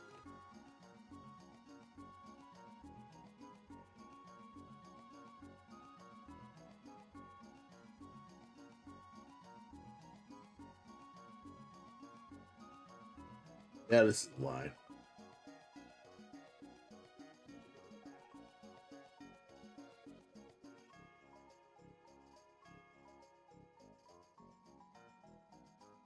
The composer to Street Fighter 2 made this song. She's also the composer to Kingdom Hearts, so it's probably more obvious, but still, it's bananas that Shimomura composed motherfucking Street Fighter 2 and no one talks about that.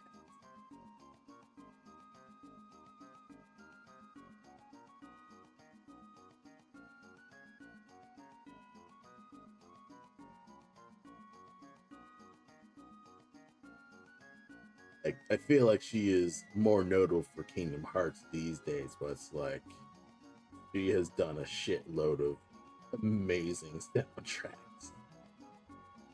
You probably heard of, but you never like think of that much.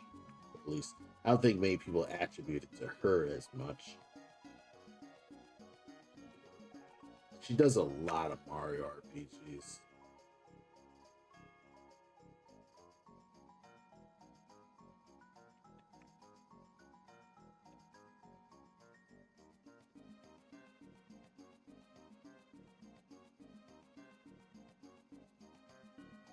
Mario RPGs, obviously Kingdom Hearts. Actually, now that I remember, I think she also I think she did compose Final Fantasy 15. Like it's the Noctis one, I think. Did she compose 15? I look that up. I don't have time to look that up. So come back to that some other time. I do apologize for my movie Stunlock 2 streams ago. I was a little pointless. Though I felt like I was kind of just unwilling to work. It was a giant procrastination bit with that. Okay, I'm overworking this too much. Set it and forget it. Yeah.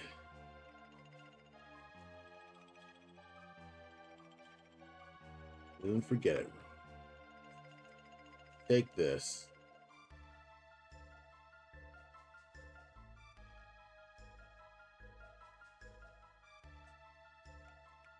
Get yourself to just set this up so you don't have to dive back in and work at it.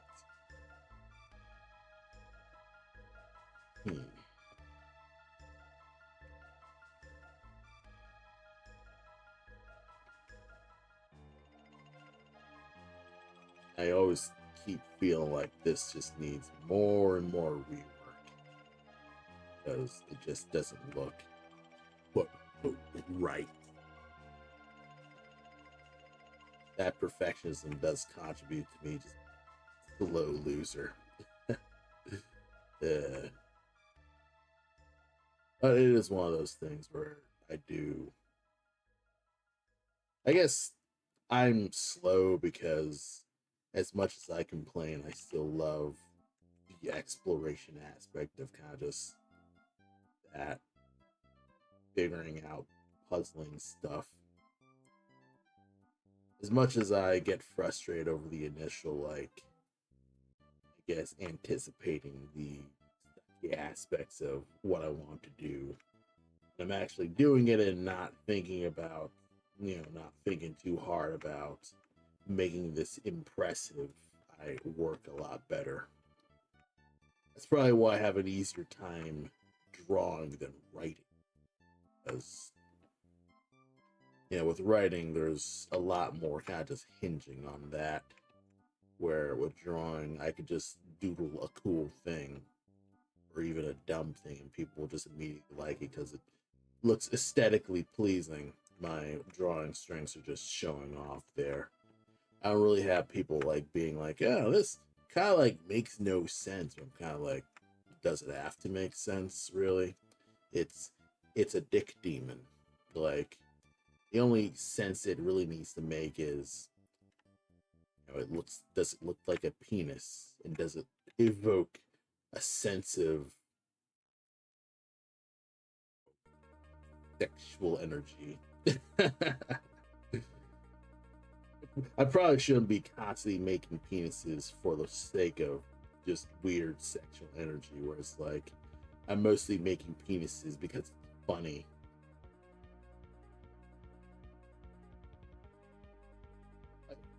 Top Gear is also another underrated soundtrack in terms of notable Super Nintendo soundtracks.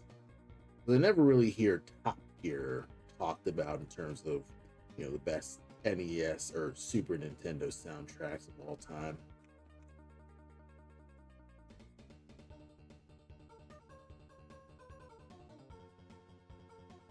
Probably would hear this music in like Mario mods, maybe find it in Mario World mods and things like that. But other than that, you're not really gonna see Top Gear that much because, whoever thinks of Top Gear when it comes to, notable music and stuff like that, this music's not in the actual show, so it's kind of like pointless to think about that. But it does make a lot of difference with that.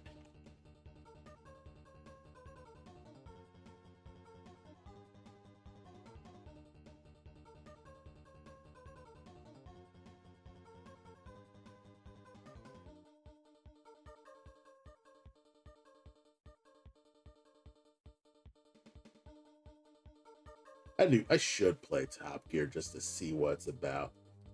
This soundtrack is hype. So I'm sure the game probably like plays like ass. I was like, that the music just makes it really nice to drive to. Like, I would probably drive slightly faster on my car if I was playing this soundtrack. Like, if you're playing Sonic music, if you're playing F-Zero music, you're just more interested in driving fast, just subconsciously.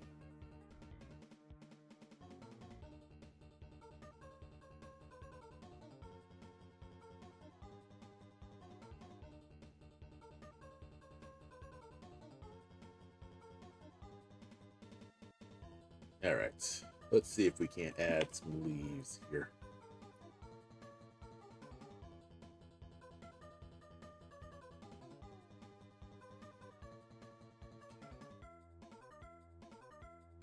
And to make leaves, I usually will use a thick to thin brush.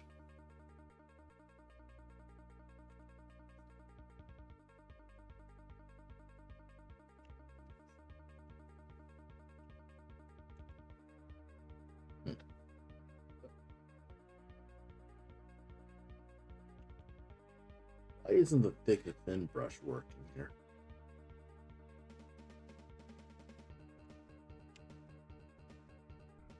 Press lights.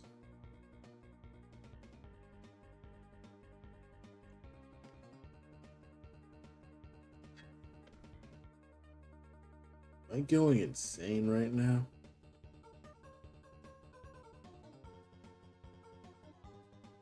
Pressure.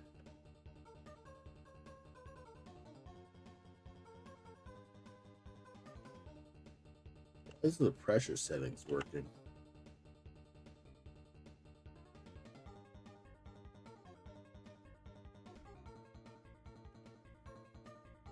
Yeah. Got it. Go to blob mode. Be blobs and we'll figure it out as we go.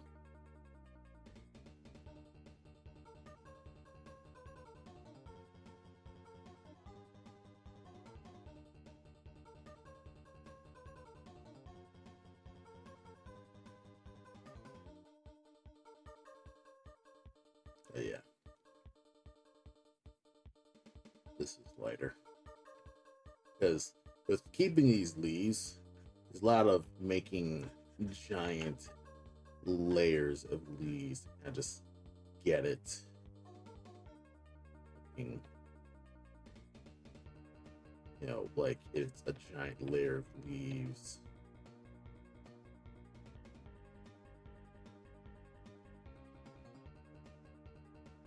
Good.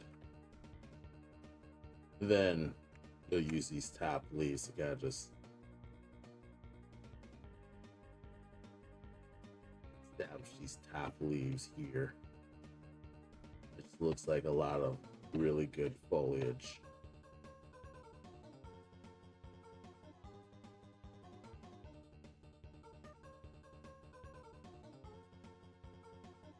See how we're looking here. All right, it's looking much more consistent.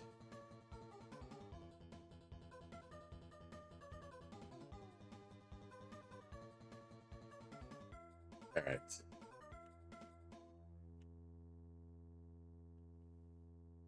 Let's see if we can't add more like leafness to this. We will use these leaves and use the I guess the effects of the leaves, kind of like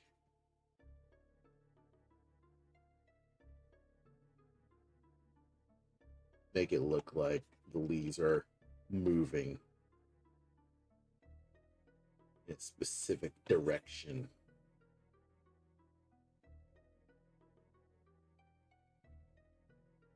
Of course, this staff is over the legs, which is going to it's kind of a weird look, but I'm not gonna fret too hard about it. Let's just focus on the blocking. Get the colors there.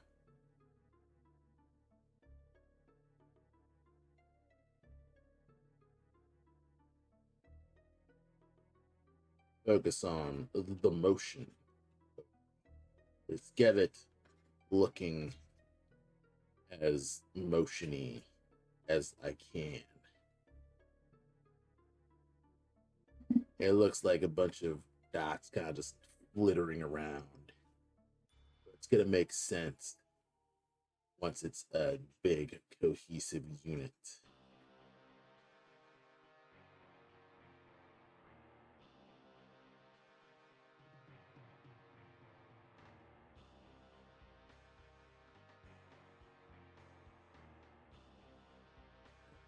Let's see here.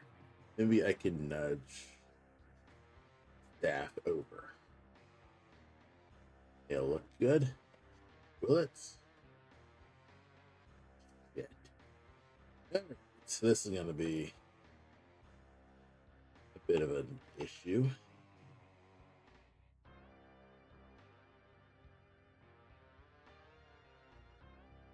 Oh, I know what's up. Okay, I think I know what I need to do.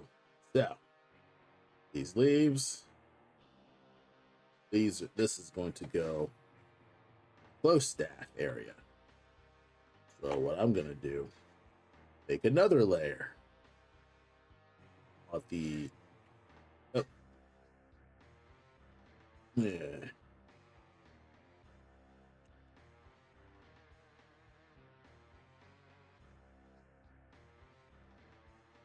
Of the close staff leaves.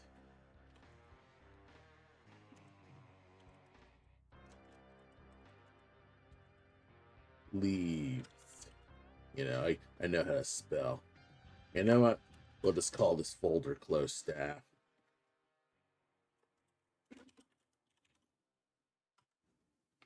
Then we'll move you. Move these.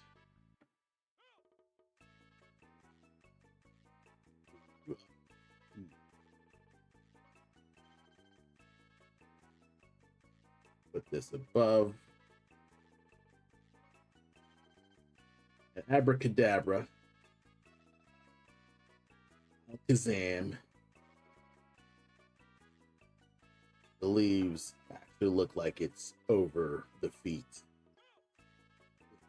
Correctly.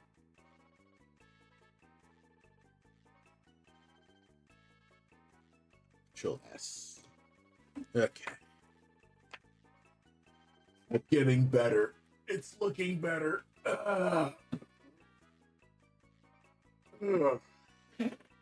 Gotta stretch. That's a nice stretch, eh?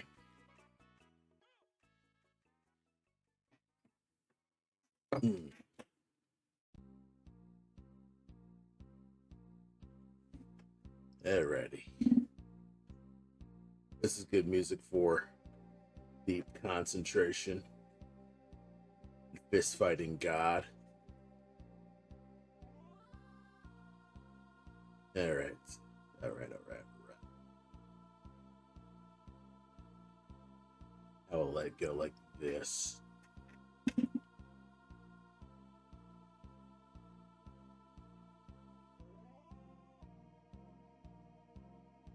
Okay. These leaves have to go or so.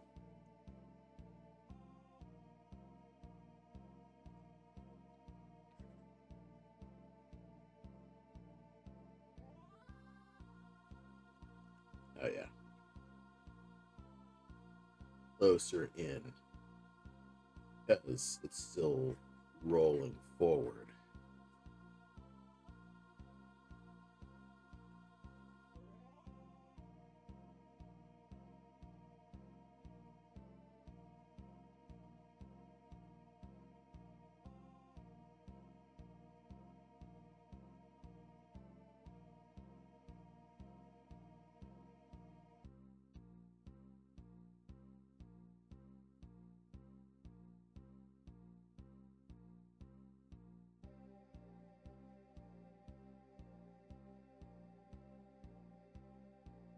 All right, second leaf flare. Let's roll.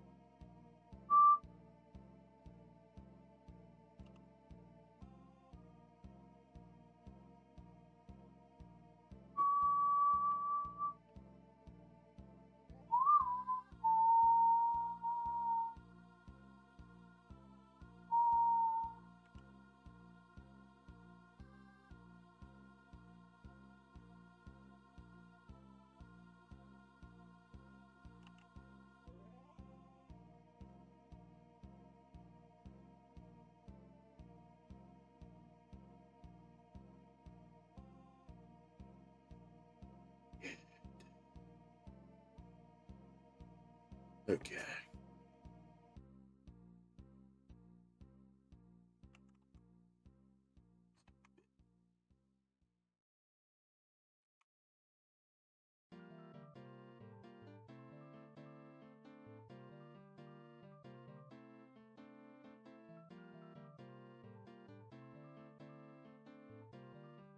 Nice and small.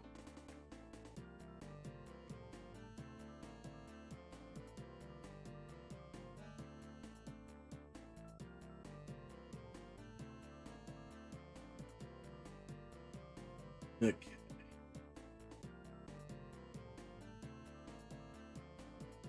Oops.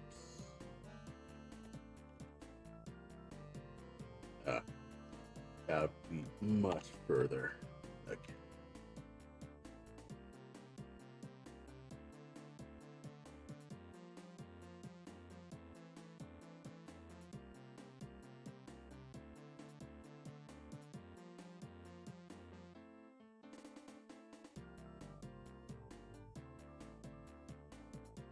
A lot of leaf stuff, but it's looking all right.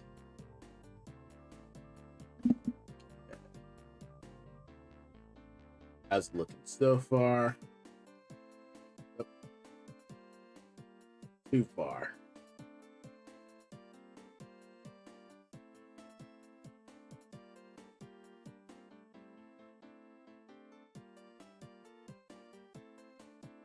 Nice and blurry. S. Things are looking happy. Happy wappy. Getting a little tired, but I think I can get to the home stretch with this.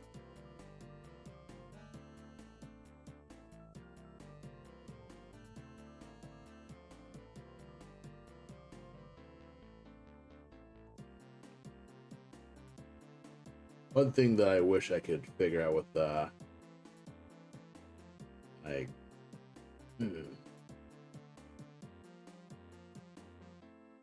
my thick and thin is getting this like thin to a point.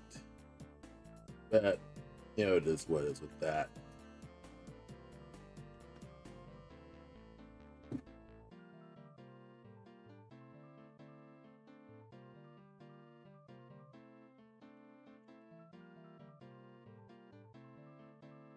It is what it is with that.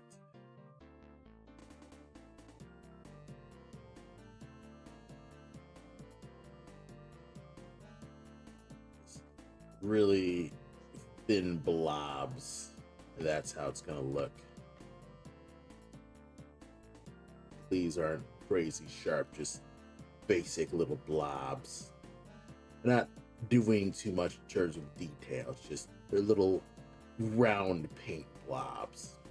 That's one, I guess that's one of the notable secrets that I overthink when it comes to digital painting, where I think it's one big secret, but it's really not a huge secret, is that a lot of, I guess, things you would perceive as high detail is really just tiny garbage little blobs when you actually look deep into their, you know, when you actually zoom in on them, they actually scrutinize what the blobs actually look like. And it can help when it comes to getting some perspective when it comes to seeing highly detailed or well rendered art. It kind of like feel like, oh, you'll never actually aspire to that. Well, you can. It's just it takes so much time that most people, it's a pain in the butt to actually sit there. Not just that, you probably won't even enjoy working on it. You end up kind of like feeling miserable. Felt kind of miserable when I was painting one of my like bigger notable paintings for a freelance project. And while I did level up, I kind of felt like I was kind of slogging through and just really struggling. All right, not bad at all.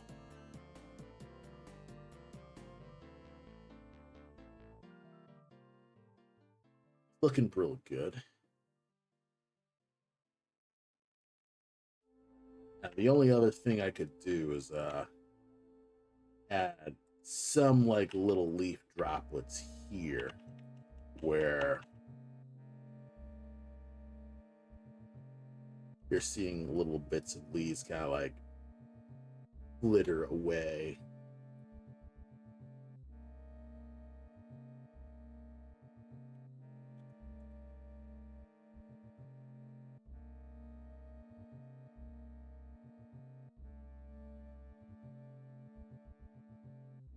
And kind of just vanish as leaves kind of just go into like a big leaf effect.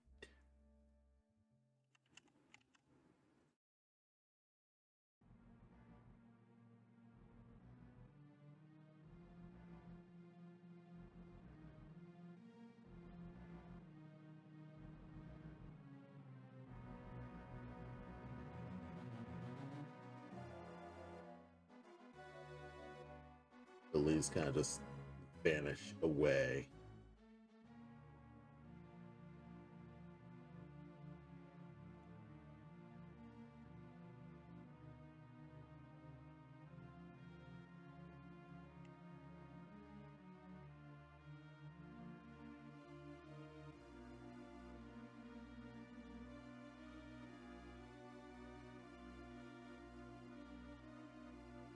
Then we kind of just have a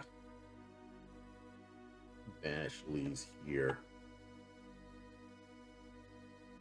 Let's see how you look.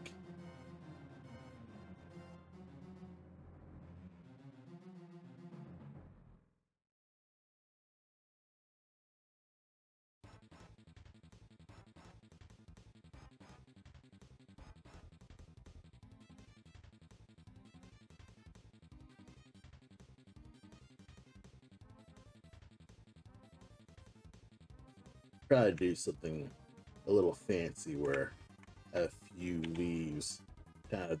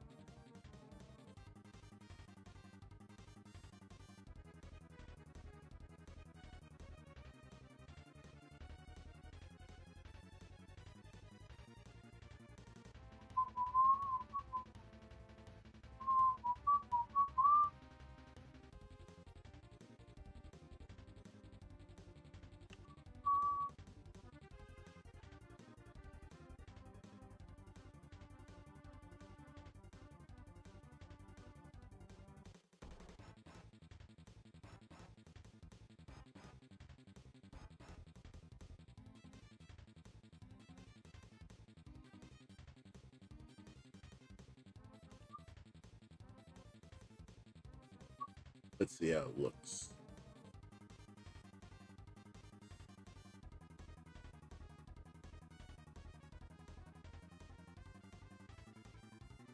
I don't want to like completely take over the effect too much.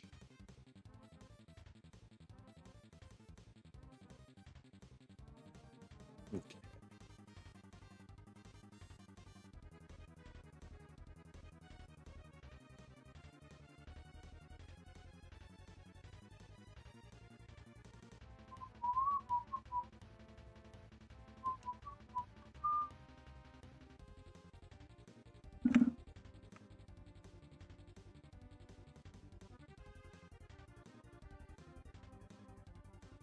Nice and broad. Like nothing too extreme, just seeing the leaves kind of just vanish.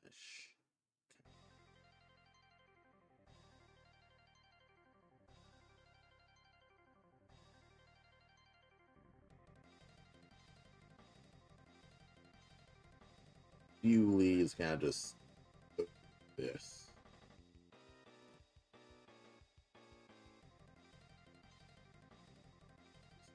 Tiny leaves.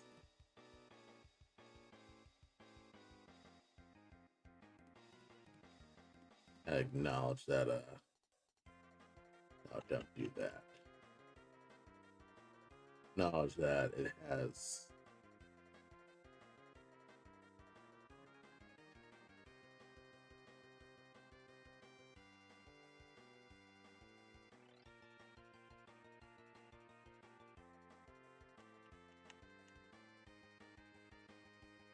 nudge these further in.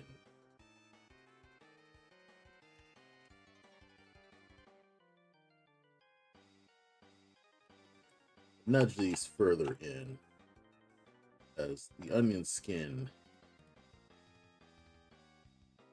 the leaves start here with the onion skin.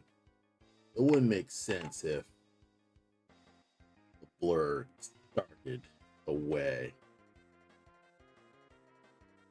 Probably would also get rid of this top spot too. Or I just flip it.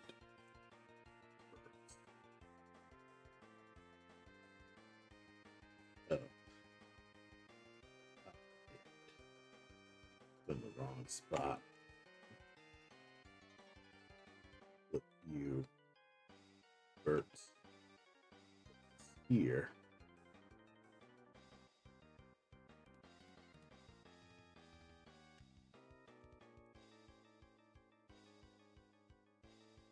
That there. Make the leaves kind of dissipate here. Like a bit of a.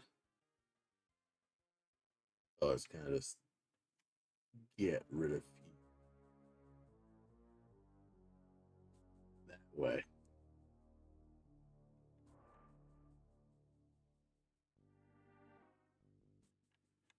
Okay. How we looking now? All right. These are looking better. Liking this. Looking good. Looking good. Happy. Still details to tighten up. Plus, I feel like something blinks. Something's blinking.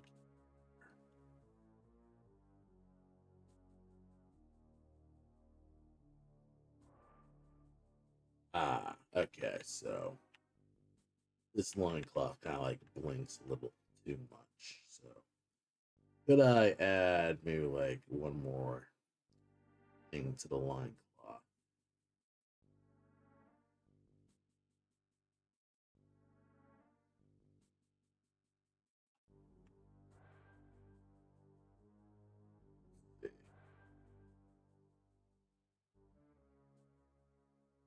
Okay, that's actually looking way better.